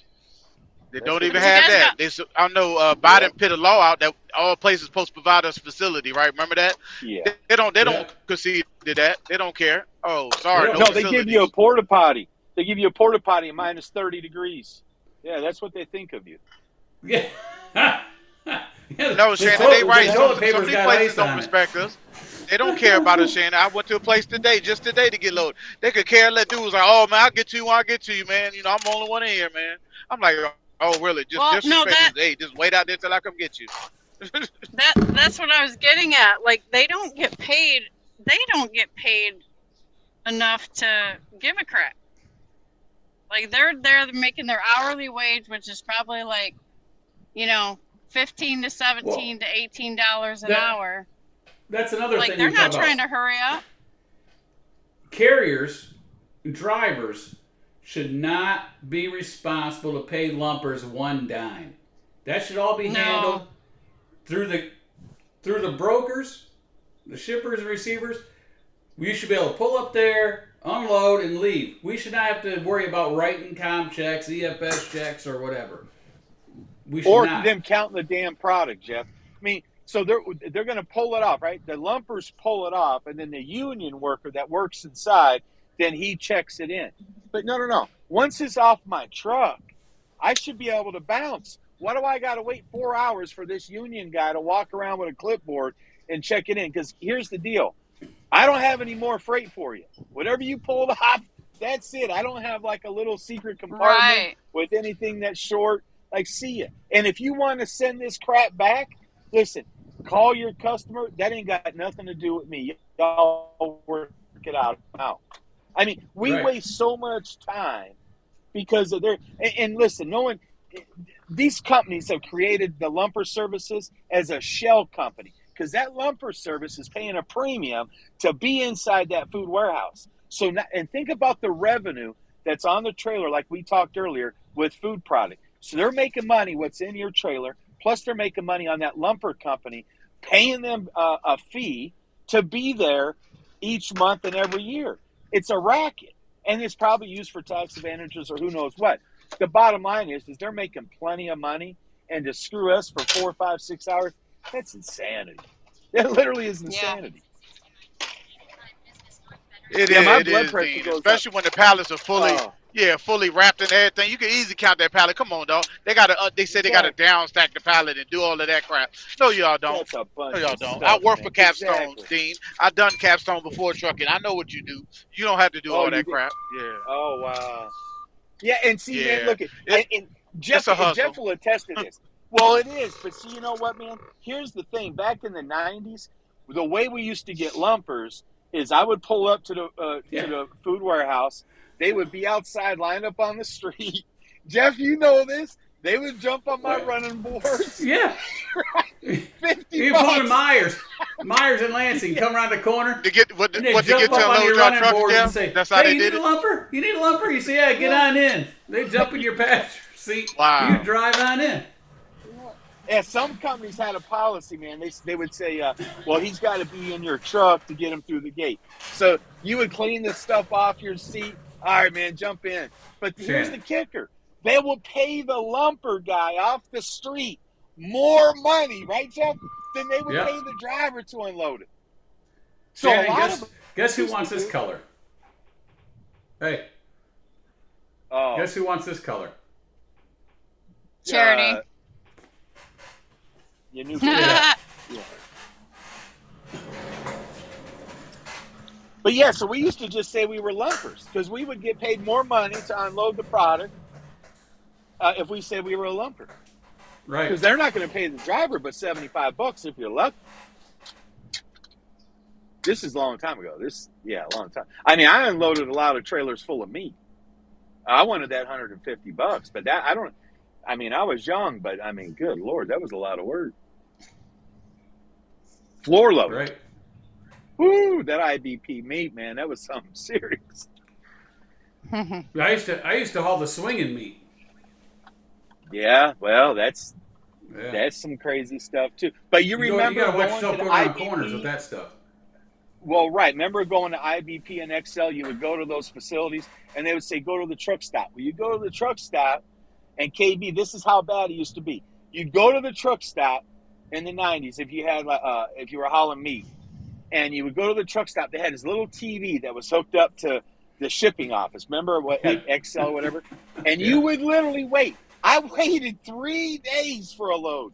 3 days.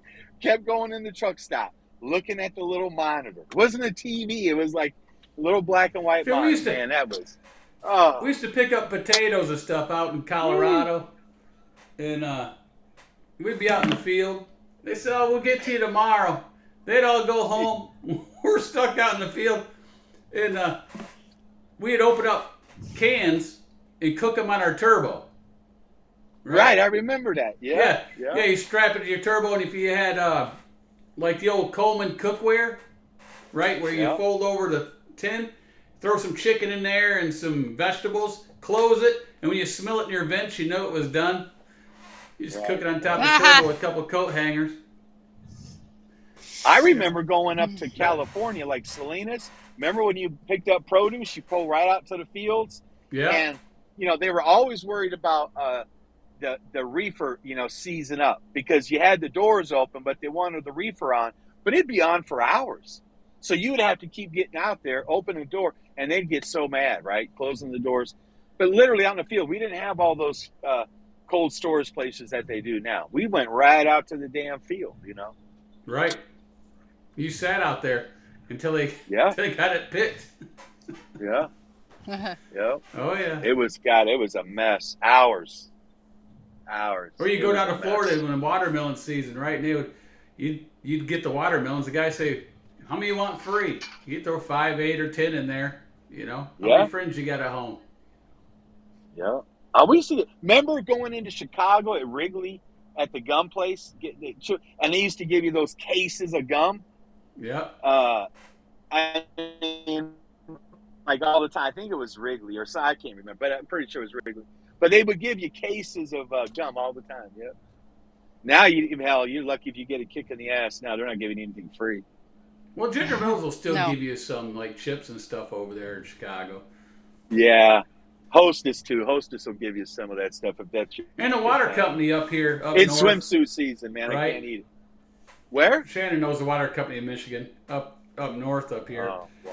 They have water sitting outside, cases of it. You take it with you. Yeah, they'll let you get as much as you want to carry. Yep. So if you go up there, you throw 3 or 4 packs in your truck, and you're good for a while. Well, now, I mean, they don't let you throw like cases of them or packs of them or nothing. They have a cooler with singles in it, and they'll let you take as many singles as you want. But in the summertime, if they have a mishap inside where something fell over, they'll set that pallet outside, and you can take the cases. Yeah, they'll do that. Yeah, Nestle and Niagara used to do that up in PA and stuff. They used to have them sitting outside like that. Oh, the good old days. Oh, yeah. Good old days. It was too. You know what? When I look back, I didn't realize how good we actually had it. Now, the truck sucked because we didn't have no air ride trailers. They were just starting, I think. When I started, they were just starting to come out with some air ride stuff, but it was terrible, man. We used to go down to Long Beach, pick up computers, and we used to sit on the side of the road where the train goes by and just go to sleep. Nobody ever bothered us. You know, we're down there in Compton area, Long Beach. Oh, yeah. Sitting on the side of the road, not even at a truck stop. Cops never said nothing. No one ever bothered you. Can't do that today. Hell no. I used to go to the meat market in LA and I never had any problems. But I went to the meat market in Chicago. Man, I had the worst experience of my life. I ain't never been. You been to Hunts Point? Never been to Hunts Point. No. Oh, you ain't seen nothing. No. So the guy across from me got robbed. I won't go through the whole story. But when I had that happen, man, like I was 21. Well, no, I was 23 years old because I just got married. So 23, 24 years old. Man, I was scared. I was so scared, man. I was like, you know what? Never again. I never went down there ever again. No. But when I was doing the newspapers and stuff, I went to Brooklyn, Bronx. I did all that for like 8 years. That was terrible. I haven't went down there yet. I don't think I'm gonna. I used to go to DC every Monday morning delivering furniture. DC? Yeah. I'd be in DC down there every Monday delivering office furniture. Wow. Yeah. Was the traffic as crazy as it is now? No, traffic wasn't that bad. That beltway is a mess now. Jeff? Huh? Jeff, was traffic bad, you think, in the 90s? In the 90s? Yeah. Traffic wasn't that bad. No, the only place I really remember traffic where it always is, Chicago. Right. Or if you go to New York, right? You go to New York down to Manhattan. Yeah. Oh, yeah. Well, there, Connecticut, if you're going up 95, going over the GW or something, Right. Or to getting on the BQE, right? Bronx Queens Express. That crap sucks, right? I've never been there, and I'm not trying to go. You don't want to do. That's a disaster. I didn't mind going to DC though, because I just visit my brother and them, because they live there, so I just go there. Well, you should get in a truck, man. Quit sitting at home. Well, quit sitting at home. Come on out. Somebody's joining in. What's up, Chris? Hey, how's it going? It's going. I'm gonna see. Am I on there with everybody? I just see you. Yeah. Well, yeah. You're on with everybody. KB, Dean, STT. Great. Hey, man, you guys, you lease drivers, you guys are working too hard, man. Doing 3,500 miles a week. That's a little too much. Ain't none of us driving that far. KB maybe. There's nobody on the screen driving that much. Maybe KB, but none of us other ones are. No, I don't get up to 35, y'all. Yeah, this week I'm at 24. Yeah, I stay under 3,000, even over here. Yeah. Right. Yeah, I wish they around accepted. 1,500. 1,500 miles a week. That's pretty good. What's Yeah, that? that's good. 1,500 miles per week. That's pretty good. That's usually where my max is per week. I run the Northeast, Well, northeast, so that'd be around 150, 200 miles a day, right? correct. About 200 miles a day. Correct. Well, yeah, you got to go far northeast to make money. That's money Yeah, making time. That's money up and down the East Coast. yeah. It's just that But the, Good toll Lord. is really high out that way on that turnpike. yeah, the toll roads Yeah. are bad and finding a place to park. But if you live there, you know Yeah. all the spots, right? Oh yeah, pretty much. Yeah, I'm home right now, so get to enjoy those luxuries. Yeah, the dean's home too. Hey, you're better than He's me. I sitting in his couldn't do it. driveway. I wouldn't do it. You're crazy, man. I've been sitting at this daggone place. I got here at 2:15, and I'm still here, man. Good Lord. Look, Dean, you're the only Getting one heated, I man. know. Hey, Chris. So if Dean was at home like you right now, guess what he would be doing? Sleep. He'd be washing his truck in his driveway by hand. Hand polishing. That too. I do that. That's the first thing I do when I get home is wash my truck. I know. All the neighbors come over. Oh, Rob's They home. He's do. washing his truck. I swear, it's And something else, his man. neighbor owns a I just, lawn business. And Danny will ride his lawnmower over and have Dean wash his mower. yeah, that's true. Yeah, it's crazy. It's crazy. All they get though, 2 more years, man. 2 more years, I'm done. It's a wrap. I'm done. Sayonara. See ya. Adios. I'm done. 2 years, I'm done. Hopefully next year, but we'll see what happens. What? But no more than What is 2 that? years. Then you're going to be That's it. 62 and get your Social Security? Hell no. Oh, really? Really? Yeah. Man, I'm 52. I'm going Chris to be left us. 54, and that's it, man. Whew, that is it. They got enough out of it, man. No. Hey, I'm done. I think KB. we're gonna get money next year, Dean. You might not want to quit next year. I think we're Hey, gonna hey, be getting money. KB. Hey, KB. listen, Shannon. I Yeah, know I'm negative, Nancy, Dean's but talking out as you know I what. hope you're right. I just expect the worst. I always expect the worst and hope for the best. And I hope some people are listening to take that to heart because doing it the opposite way is disaster. But I hope you're right, Shannon. I hope things improve. I just, you know what, whether I'm jaded or not, maybe it's just too many years in the industry, but nothing, and I'm sure Jeff will vouch for this, but nothing they've ever done has ever put money in our pocket. Nothing. I mean, I can't think of one thing that the industry has done that's made us more money. Honestly, I can't. What, have they done anything to help us make money, Jeff? What'd you say, Dean? Has the industry done anything to help us make money? No. I think this is a good move though. What they're doing right now. But here's the thing, Shannon. There's not enough of them, and I get it. The vast majority of drivers believe that if we get rid of those folks, the rates will go up. My argument is there's just not enough of them, right? There's just not enough. I mean, to really make a dent. Maybe I'm wrong. I hope I'm wrong. But when they came out last week and said there's 200,000 non-domiciled CDL holders, well, that's not enough to move the needle, really, And let's just say this. Let's just play devil's advocate here. Let's say we got an equal number of foreign drivers, equal number of American drivers. Well, if that's the case, if you're looking at it from a numbers perspective, wouldn't the numbers just stay flat or neutral? So I don't know. That's why I think the shippers and receivers, or the shippers and maybe the brokers to some degree, but I think it's more the shippers screwing us than it is the brokers, to be perfectly honest with you. I don't think the brokers are, really to blame. I think it's more the shippers. Yeah. But I hope you're right, Shannon. I really do. I hope you're right. Yeah, I don't see how know. they can do that either, considering that we move it, right? How can the shippers still be in that much control when they need our services?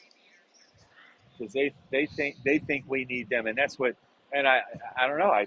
That's one thing I think. Maybe they think Well, that we need in the them. The at truth is, this they need us. ratio right now, at the ratio right now that there are of truck drivers, I mean, we kind of do. There's a lot of us out here. Yeah. No, there is, but I don't know. Like we're all You at know, the and table that's trying the to other fight thing that. for. But look at the data that comes out. The data that comes out, I think that's not accurate either, and I think that's done intentionally, because if they can hide the numbers or not tell us, who does that benefit? Not us. It benefits them. So when we're losing so many drivers, how outdated is that information? I don't know. I mean, we'll never know. Right. You Yeah, know. we'll never So, know. but it's done to their benefit, not ours. You know. Well, I'm I don't praying, know. I'm This stuff hoping is like, that we're gonna. I don't know.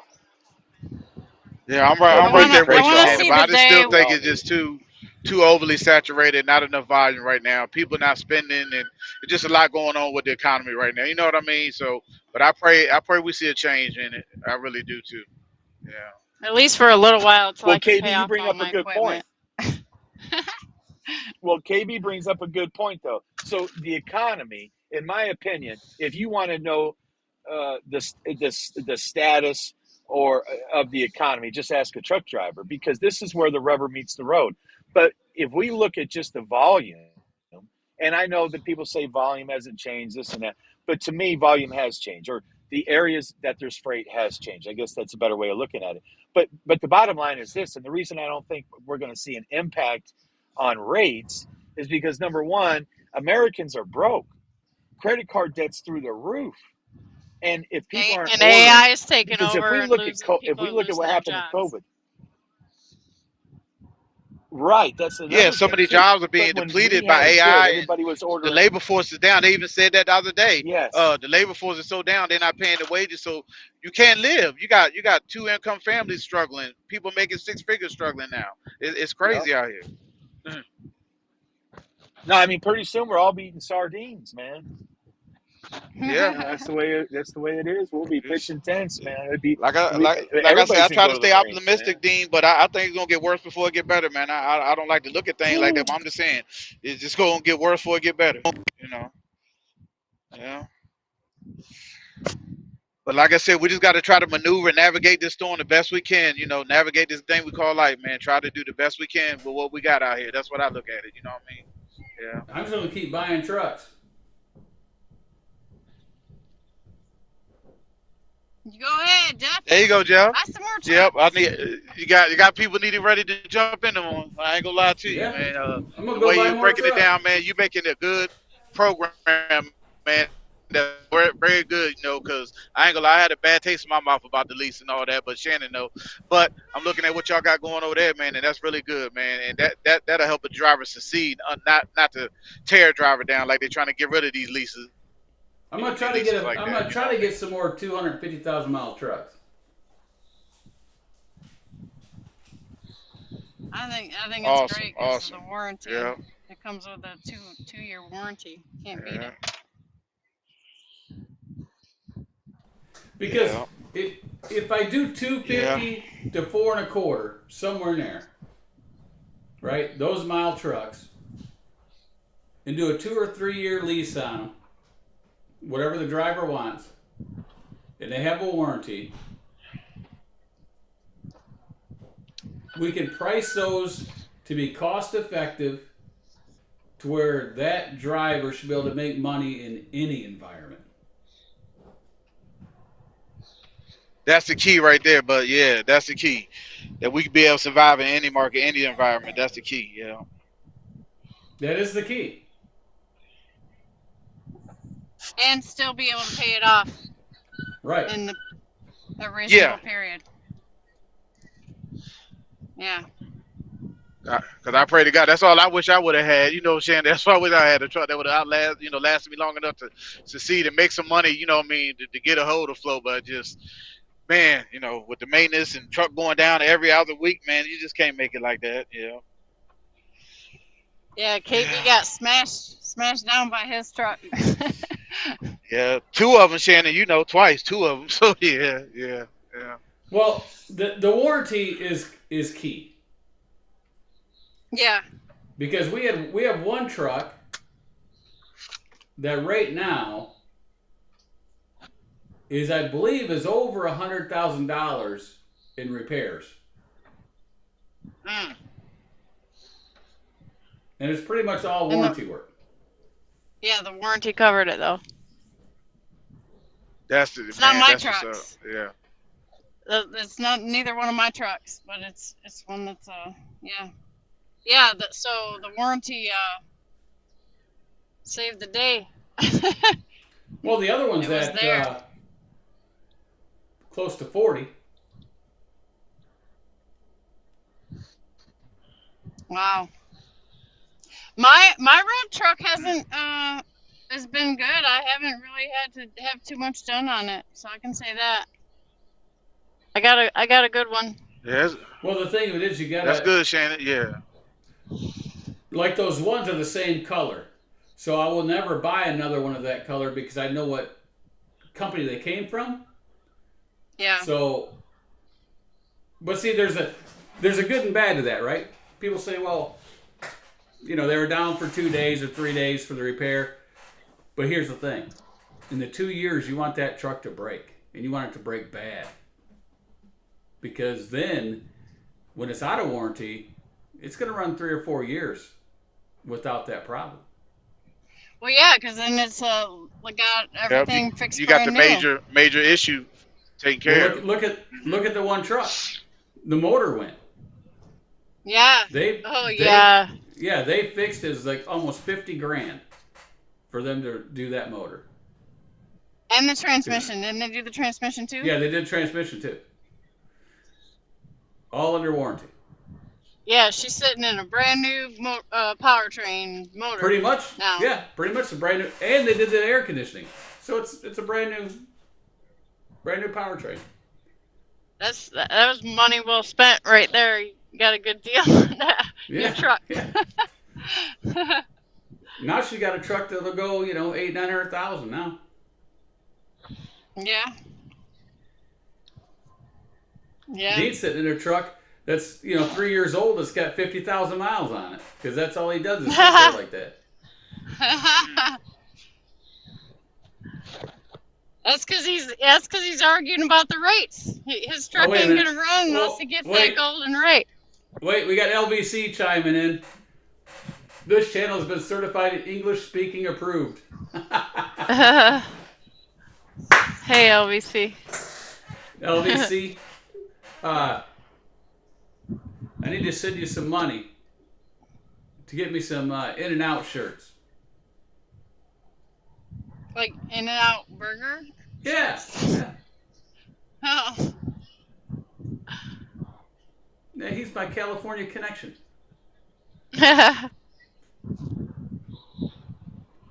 Dean, you're muted. You're not talking.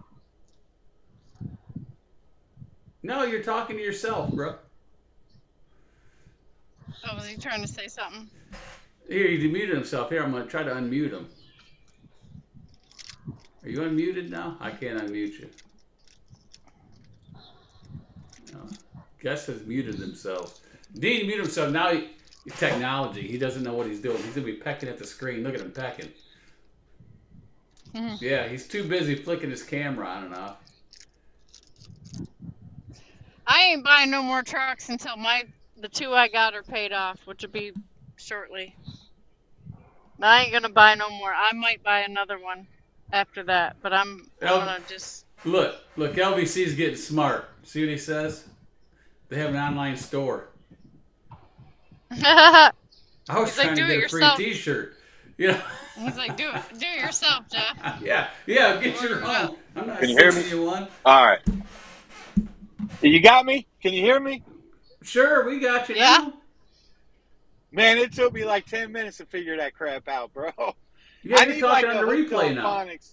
The video's done over. Oh man, no! Listen, I had you in my ear. Don't give me that nonsense, man.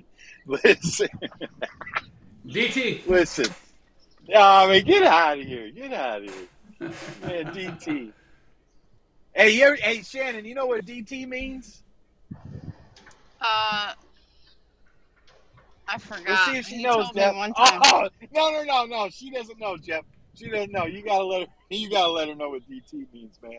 I know You what gotta show her. DT is when he honks the horn on you. No, dial No, tone. no. Oh. You don't remember that from the 80s? You would tell your friend on the phone, DT, dial tone. There you go. That's right. Give her a round of applause, man. That just shows our age, man. I wasn't just shows cool our like age. you, Dean. Oh man, I was probably in junior high.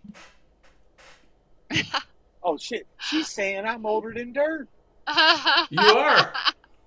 Dang, bro, that's messed up, man. She just said I'm old as you know what, without saying Well- I'm old as I can't say the word on YouTube, bro. That Well, is messed up. I think you were born in BC.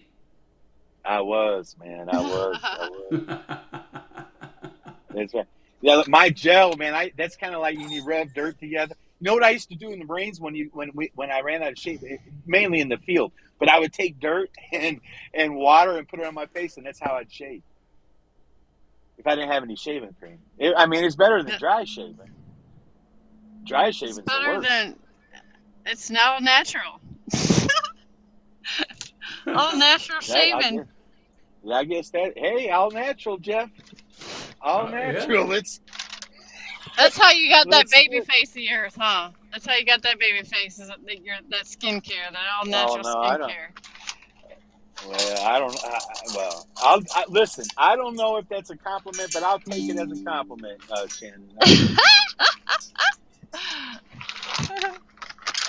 Hey, LBC's got one. BCP. I can't before believe cell you phone. said I was old.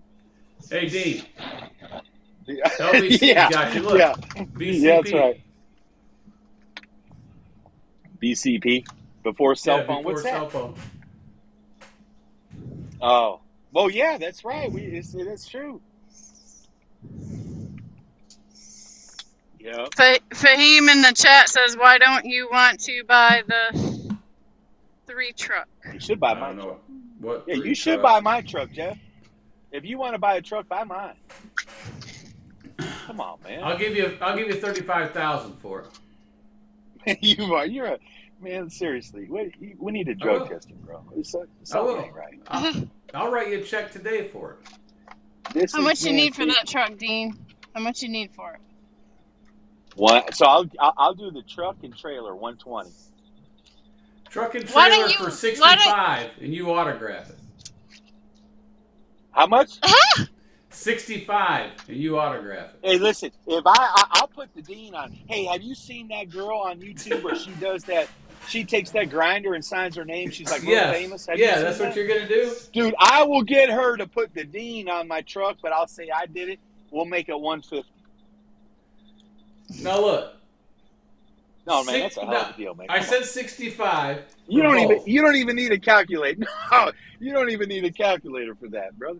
All right, you They said won- 150. All right, let's do 60,000 even then. Now listen. How much too much is the 120? 60. Well, how old is the trailer? Hold on. How old is the trailer? Old as 6 Dean. years. Shit, I couldn't haul nothing in it. It was old as me, bro. It's 6 years. Would you say it's 6 years old? Okay. Yeah, Yeah, it's 6 years. 2019. Yeah. It's Going probably on made 7. 2018 though. That's not bad, Dean. Oh, okay. I don't think you're asking an unreasonable price. I Yeah, do. because your truck's Well, kind actually, of new. so hold on. Well, so but his here's the truck's thing. kind of Right? new. Well, and I just put an APU on it, like brand new APU, like a month ago. So actually, I have to get more than that. I probably need 130. 130 for truck. All right, wait a minute, Dean. Look, if the Spy goes to 730 tomorrow, I'll give you the 120. Oh man! Hey, listen, the Spy's gonna go to 600. Hey, if the government shuts down, good lord. If good Spy God. goes to 730 tomorrow, I'll give you the 120. Yeah, because you know it ain't never gonna happen. And if it goes to 660, you got to give me 120. Man, you're right, Jeff. seriously, you think I was born? You think I was born yesterday? Fell off the turnip truck today? Well, yeah, Come you on, went to the man. Marines. Oh Lord, see the abuse I take. See the abuse. This is terrible, man. Who needs enemies when I got friends like this? Come on, Have man. you You thought still about have lease the purchasing haircut. that truck out, Dean? Have you thought about lease Yeah, purchasing that truck out? Jeff. See, she's smart. Now listen, that's an excellent question, Shannon. So I actually have, but here's my issue. So my truck is cleaner than the Board of Health, literally, right? And so what I don't want is somebody to get in my truck and tear it to pieces. And I already know what's going to happen. You haven't learned, Dean. If you lease purchase it out and they stay on with your company, it's now their truck. It's just a tool. I understand that. But you know what it Look, is, man? No, bro, listen, I want to do it. I do and I don't. I'm this close, man, from being done, dude. 2 years, man. Dean, it's a okay. tool. Bro. It's a Look, tool. I know. look. I Dean get won't it. even go get a different car. He's got to keep the Subaru that he's had since he was in 10th grade. Man, listen, I'm so, man, listen, people say, Robert, you're so cheap. You squeak when you won't, man. I'm like, I know, I got issues. But I mean, until my Kardashian twins are 18, and one of them's done this year. I just got one left, brother. That's it. You know, when Dean was here with his W9, Oh man, I missed and that. we truck, went out, dude. I took him out to get something to eat, right? And No, did I you said, take me out, or hey, did I Dean. go by myself? I went I by said, hey, myself. Dean, you got a quarter on you? And he pulled that quarter out of his pocket. And Washington's eyes were shut. He'd been in there so long. I had to sit there and smack the quarter on the ground just to get the eyes back open. Oh man, you're That's so hilarious. full of nonsense. You're so full of it, man. Hey, listen, Shannon. I told him. I said, listen, I'm gonna come up to Michigan. I said, but in order for me to come up, you got to get that house renovated. Well, you're never coming, baby. Never. What's that? It's going to be a long time before it gets fully done renovated. I know. I'm Well, still listen, working I'm on it. gonna have to come up though before it gets cold. I still got a lot of work to do on it. We'll go to church on Well, you- Sunday. You better We'll go to hurry up. church, and then we'll go eat some. I know. Well, I got to better come up hurry before up. winter because, good Lord, I hate the This cold, is- buddy. I hate it. It's October. It starts getting cold in Michigan in October. It's going to be 87 on Saturday. 87. Oh my God, bro, we could go play some golf. Woo. No, I'm gonna be sweating sweating like I did last Saturday at Halloween. Right. Do you have it again this weekend? Yeah, but it's gonna be It's this 87, weekend too? and I'm gonna be in that suit wow. at 87. Wow. Hey, listen. Love and Just for the kids. marriage, love- I endured 2 hours of that suit Oh, in 80 boy. something degree weather. Ah, man, it was. I Man, felt like I happy was back wife, over in happy the life. desert. Happy wife, happy life. I thought I was back over in the desert. See? He just acknowledges and moves on. I like that. He's smart. Just, whoo, he just, Yeah. man. Bro, I tell you, man. I have to be so careful because, like, when we're on the phone, we Yeah, can you just gotta let be it careful. fly. Someone DT you, and you'll be off this cast. And Exactly. But I You know won't. why? I mean, because I hold the control. I know. And well, I would say so. I mean, see, you got all the power right now. I hate that. I don't like that because That's right. I can't got the say finger it. on the dump button right now. I got the know, finger on the I dump know. button right now. See this nonsense? Is KB still there? Yeah. KB? He might be. Yeah, I'm here. I'm here. Yeah. I'm here. Y'all need to help me out here. I'm kind of getting beat up. This Oh, KB Dean, I'm I sorry, enjoy Brother it. D. Yeah, I was just letting y'all go at, yeah. I enjoy it, Dean. Who does? Me? I do. Oh, I you enjoy. do? I Well, enjoy yeah, I mean, listening to Jeff beat you up. I know. That's well, as long as I can, it can be So fun when you gonna come at back my home, expense. Dean? Oh boy, here we go. You put me on the spot, man. I Yeah, knew when it. are you gonna I come knew back this was home? coming. I knew it. Listen, Look, I'm not gonna look, go there, look. brother. Listen to the deal. Listen, Dean. Look, Oh shit. don't sell your Let's hear it. truck. Trucks can All always right. make you money. Just pay it Yep. off, and then what Right. you do is you close your authority, come over here, and Okay. that truck can sit there for 6 months in your driveway, and it won't cost you a dime for insurance. No, so here's what I did think about. So you and I talked. So, honestly, so to Shannon's question, so you and I have talked about this just recently in the last few months because I was considering doing a lease purchase and kind of getting out and just being home, right? And Yeah. and then what I was thinking is I would dispatch the driver, right?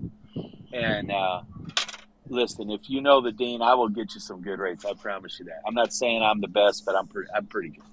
But I thought about doing that. But I guess my concern with all that is, look, at the end of the day, I mean, the truck is still my truck, and I want it. Listen, I know this is not a W9, but I still polish my wheels. I still polish the ends of the tank. That's all I got in this 680, man. I can't. Let do me ask you a nothing question, else. Dean. Let me ask you a question. I can't do it, bro. Where could you But take maybe your after truck? I pay once. Listen, Listen, I got my fly swatter because you never Listen. sent me that electric racket, Shannon. See, I'm going to have a meltdown over a racket. I'm messing with you. Go ahead, Jeff. Oh, I Go ahead. forgot about that. I'm sorry. I might Oh, have I sent it know, over. I know. what No, company it's all can right. you go to if you got your truck Sure. paid off and you don't want to pay your cargo and Insurance. liability and all that every Right. single month? What company No, can you you're- go to where you can lease on to and you can sit at home for 6 months and it ain't going to cost you a dime? No, Like I get it, Jeff. trucking. Right here. And you're right, Jeff. No. Right here. And that's a possibility. That's a possibility. I think the proper thing for me to do, though, honestly, the smart thing is just wait out the 2 years, and then, as much as I want to quit now, but I've had enough of this nonsense. I mean, I got guys over here that haven't pulled a load. I got guys that pulled a couple loads every once in a while.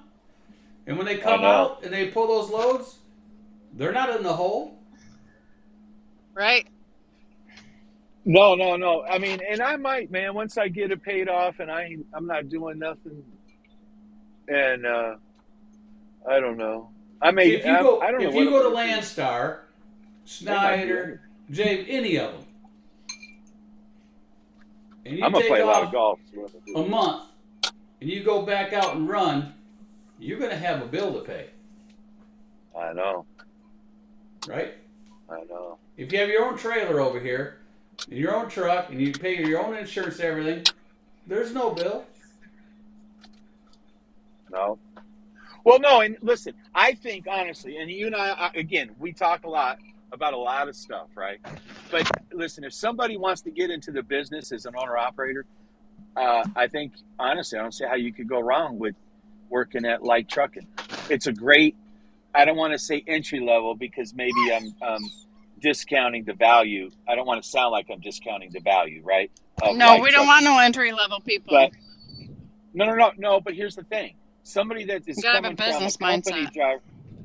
Well, right, but somebody that's coming from a company driver and they want to get into a lease purchase with Jeff, I think it's a great opportunity because then they get to work with Steve, right? They get to look how to book loads, what he thinks about, what he looks at, because all those things are important. And listen, let's face it, not everybody is cut out to go get their own authority, right? Most people would be better off staying leased on. And I mentioned this to you last week, Jeff. I said to you, you know what? If they got rid of one truck carriers and they said one truck carriers, you need to go find somebody to go be leased onto. The benefit of that is it would hurt a guy like myself, right? But I think the benefit from the industry would be tenfold because there would be a lot more control and a lot more uniformity across the industry. And in turn, I think you could have it and make it a lot safer. Now, I say that even though it would hurt a guy like myself. Could, right? Depending on the situation. But you mentioned earlier, and I guess this is when I was talking to myself, and I tried to chime in. And KB was talking too, and this is where I try to make the point. But what we can't do is say that people need to keep lowering their costs. Because if you look at the companies that went out of business, there's only so much that you can cut from, right? But not only that, but I mean, it's grossly unfair to tell somebody, what are we supposed to say? Well, you live in a nice neighborhood, but now you have to go to a double wide. So everybody went to a double wide. Now what are we going to say? Now you have to go to a single wide, right? I mean, that's insanity. Just to make ends meet, that's insanity. And that's what I mean. We can't devalue our business, because when we do that, not only does the owner-operator or carrier suffer, but it's a domino effect. And that's where, if people don't understand things like we talked about earlier, the fuel discounts, what they are and what they aren't, all that plays a part. And I agree with you. Look, to your point, look, if somebody is kind of done or not done on a program like yours, where it's just on mileage, it could benefit a guy like myself, right? And maybe at some point I'll lease the truck out. I don't know. We'll see. But boy, do I worry. I mean, listen, I need, we just need somebody that's safe. You got to be safe. Can't park on the shoulder. Listen, if you park on the shoulder, we should call you an Uber and we'll free your future up. That's how I feel about that. Dean, you never been driving late at night when your clock runs out, have you? Yeah, many times. But here's the thing, Shannon, and I'm not trying to be rude here, so don't take this as being rude. But you know what? I don't ever. And in all the years I've been driving, my prostate's never exploded, and I've never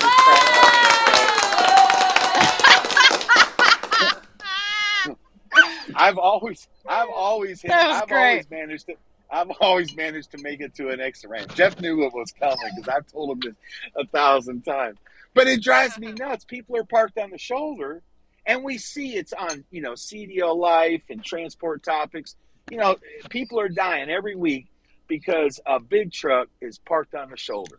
Like if you're parked on the shoulder, that's another reason we need the clock fixed, the clock problem. Because the only reason they're there is because their clock's running out and they have to stop. Now, if they could drive another hour to find a place to park, they probably would go on and find a place to park. Well, right. So, but here's the thing, though. And listen, this is kind of a knock on the driver, but I understand it, because the rates and the wages aren't where they should be. So a guy or gal is forced to literally drive their clock to a minute, 2 minutes before time expires. That's insanity. That's nuts. The driver shouldn't be put under that kind of stress. So how safe is that? No, you're right. Nuts. That was well said. I mean? Hey, listen here, fruitcake. I'm gonna get you up. Hey, listen, I said I was gonna get this guy. Hey, where's that bicycle bell at, man? Remember I said I was gonna get a bicycle bell? The little, here we go, that honker, that's it. Woo, shoot. That's awesome, man. I should get that and put it on my truck. and squeeze the little black ball. Be like Snorlord, instead of the red chicken, you got your little horn. Bicycle horn. And then, look, I'll take my mic and squeeze the son of a gun. Put your mic there. Turn your mic on. Yeah, there we go. Oh, shit. Man, the simple things, bro, I tell you. And I'm still sitting. I got here 2:15. It's 9:22, and I'm in a dock, but I've been sitting here 7 hours. This is insanity. I'm gonna get ready to get off this live. No, I'm delivering, Shannon. I picked this up. It was a straight through.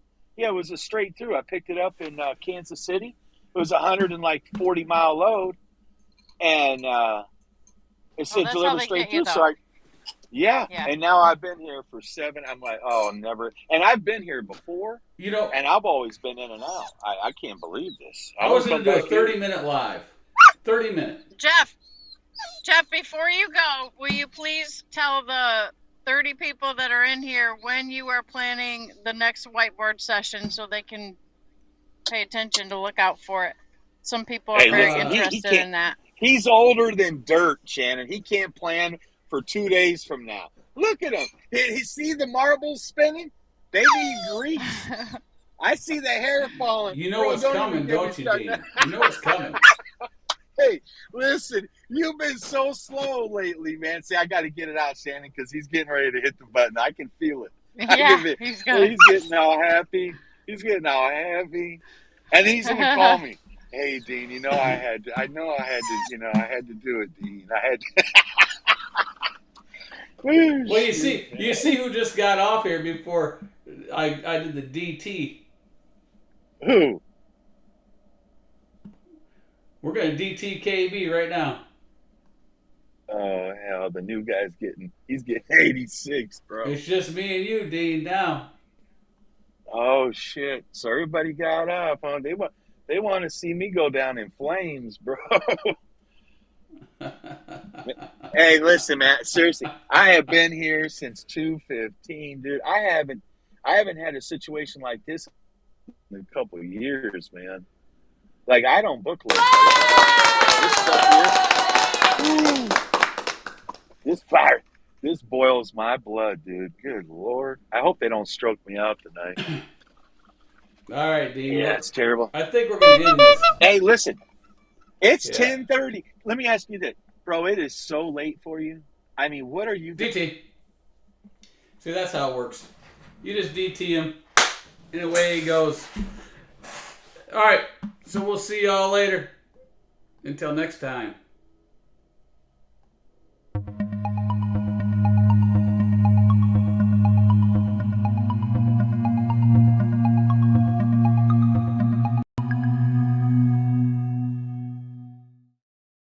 Oh, I What do you knew it. want?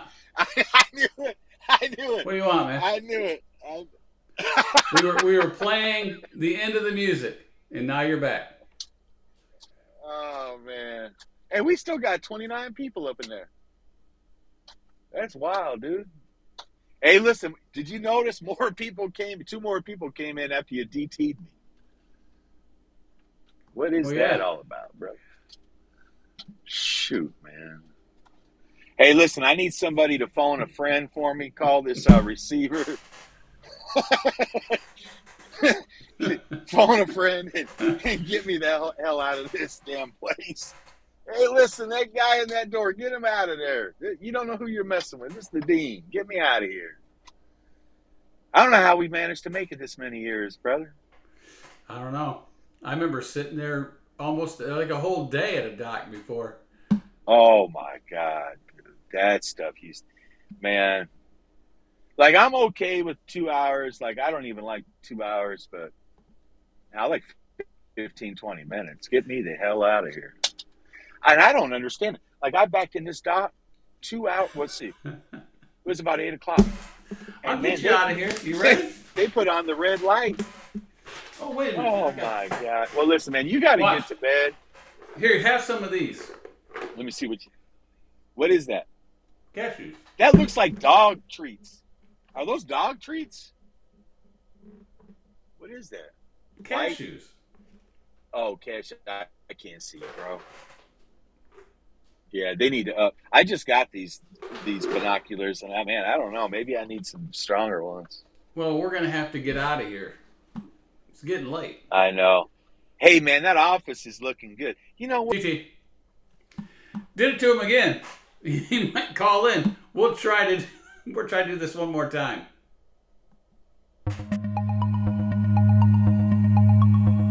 Yeah, Dean. Go ahead. Call back in. Call back in, Dean. Let's see what he's doing. Hey, he's back. Hey, listen. Here, I'm going to have something to eat. You're making me hungry. It's Go looking ahead. good, bro. It's Right. looking good, but It ain't done, man. It's not done. People, But it's looking nice, though. look, It's looking good, though. What's that? people left. They think we're done. I know. They were like, damn, he 86'd him twice. If they could just hear the phone conversation. That's when we keep it real, bro. But that's kind of like that's like rated X, dude. Hell with R. We're in another league. Yeah, that's pretty wild. No, but you know what? Everybody had some good stuff tonight. Shannon had good stuff, and that other dude had some good stuff, and yeah, man, it was a pretty good little deal, man. Killed some time here. I'm glad I didn't book another load. I was going to book another load. I was going to try and go back to the crib, but I'm glad I didn't book a load because, whew, buddy. Yeah, hey, you know what? I just read. I was doing some research on gout. You know, I get gout right in my ankle. Yeah. And so I was doing some research today, and it said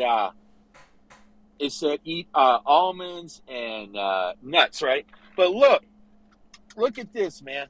I got this big bag of almonds, right? What I did is I took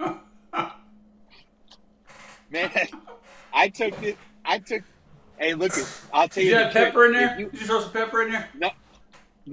But I'll tell you the trick. If you go to Taco Bell, and you know how like things don't turn out very well after Taco Bell. Yeah. Look at eat some almonds, and it'll still be one piece, right? But here, check this out. Check this out. It said eat almonds, but what I did is I took the regular almonds, and then they have the blueberry almonds. Have you seen those? Yeah. The blueberry almonds. And I poured a blueberry in with the regular, because otherwise it's like eating tree bark. You know what I mean? You might as well eat the bark off the tree, man. I mean, there's nothing to it. And there's no salt or nothing, because I can't really eat salt. So, yeah, because you're gout. Right. So I drink a lot of water, and yeah, that's kind And of a lot of green tea. Down. I don't drink any more green tea. I just drink you got rid of that? Nah, yeah, I don't drink that anymore, man. I just drink water. Yeah, I drink 1 cup of coffee and a lot of H2O. That's it. 1 cup of coffee a day and water. I'll have a you need Pepsi water in a with glass dinner. bottle. You got to get the glass bottles because you're drinking a lot of plastic. Yeah, I heard you say that like last week. Are you serious? Yeah, there's plastic inside that water. Really? Yeah. Well, I don't see any. I couldn't see any anyway. It's I'm blind as hell. microscopic. You can't see it. I get it. Now you got plastic running through you. Well, that's all I got running through. Shit. I mean, I guess I'm in good shape. Hey, man, you're in your glory, bro. I swear. For 2 weeks.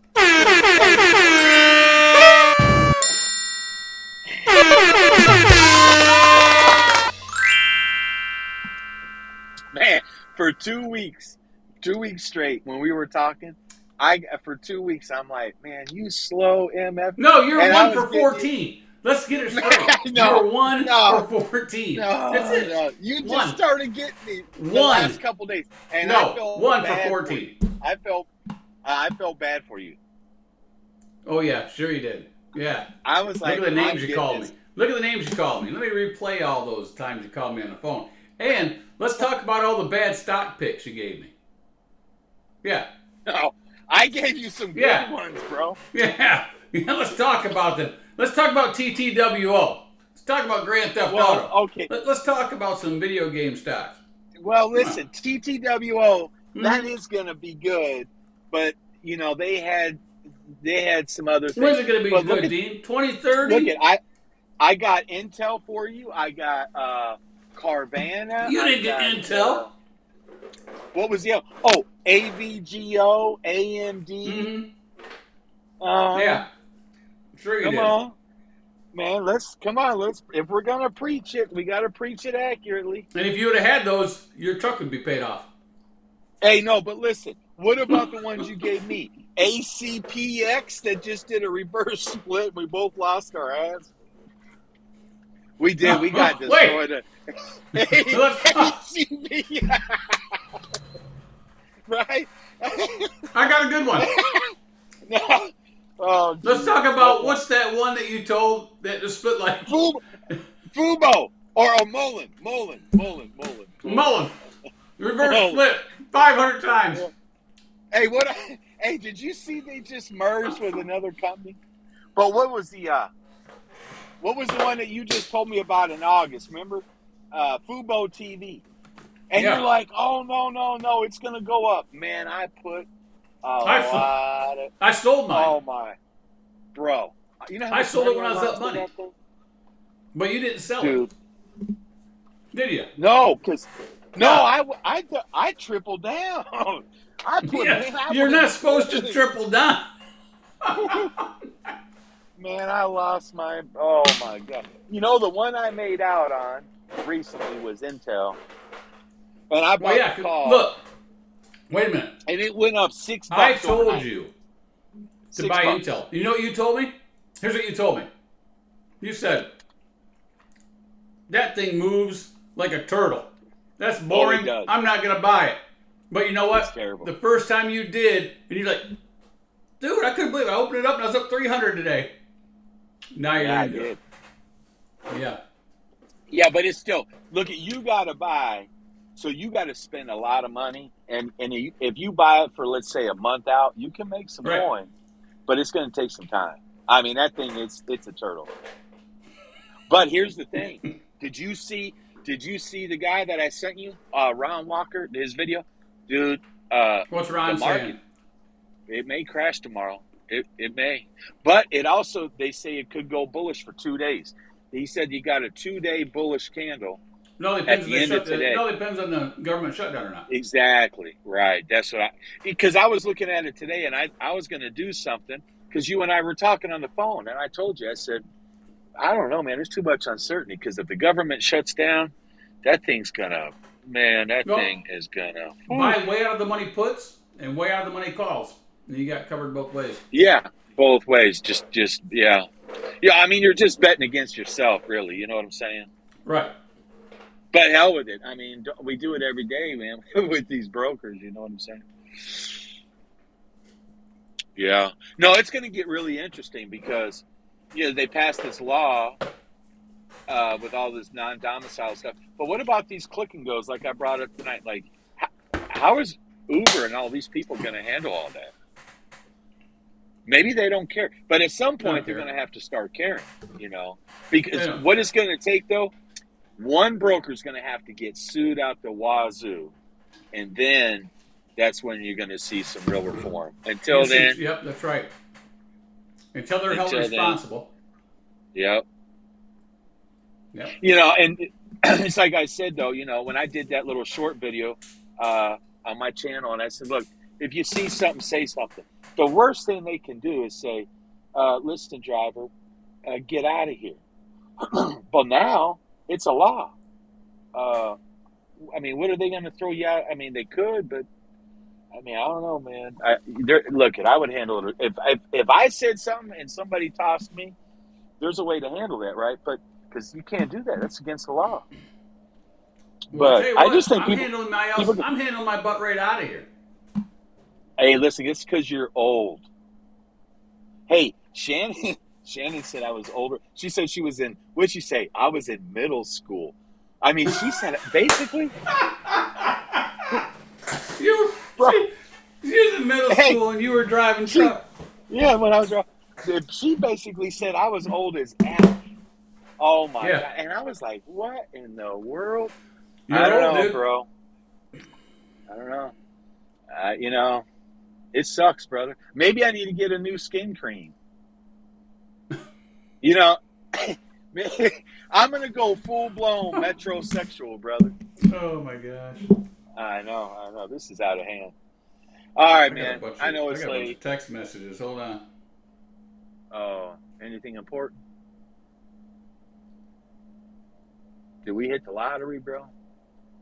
Did you get a lottery text? I need to hit something, dude. Good God. I mean, I only got 2 years at most, but I want to be done like now. I really do, dude. Well, the drivers said they made it to Battle Creek, and they'll make it the rest of the way tomorrow morning. You know what they did? Over at that. They found the casino. Oh yeah, the casino's over by that TA. Yeah. The fire. Fire starter. Yeah. Yeah, I That's know what where happened. I went. I know what happened. They found the casino. Ain't nothing wrong with that. Ain't nothing wrong with that. Hey, look, they just went in there to get some good food. All right. That's the story. That's the story I would tell. Listen, I know it's old. I know it's old. I know it's late. Hey, man, when are you going to speed up a little bit? You know what I mean? Like, get with the program. No. Like, wait. not talk. Shannon says. You know, Shannon says you already are, Dean. What's that? She says you already are, What? Dean. I'm already are what? I don't know. I don't know. Old as dirt. What'd you say? Oh, that's terrible, man. I couldn't believe it, dude. Listen, I got a complex now. I'm going to have some real issues, bro. I don't know how I'm going to get over it. 5150. Oh, 1550. Yeah. Hey, speaking of that, dude, the world is nuts, bro. It is nuts. Yeah, man. They're shooting people at church, burning churches down. Oh, the world's good. Listen, Unbelievable. I told you in the at the camp, right, about cocoon. Man, we all need to find a cocoon and just go in it, man. Just, we need to dive into that pool, look for that gold. What was that thing man, that's old, dude. I vaguely remember that. That's how old, listen, maybe we are old, dude. But if I'm old as dirt, man, I don't even know what that makes you, dude. You know what it makes me? Yeah, I know it's coming. Finger? Yeah. We are out here for sure now. See you, Dean. See you? All right, brother. We'll see you. DT. We'll play a different one because we're out of here.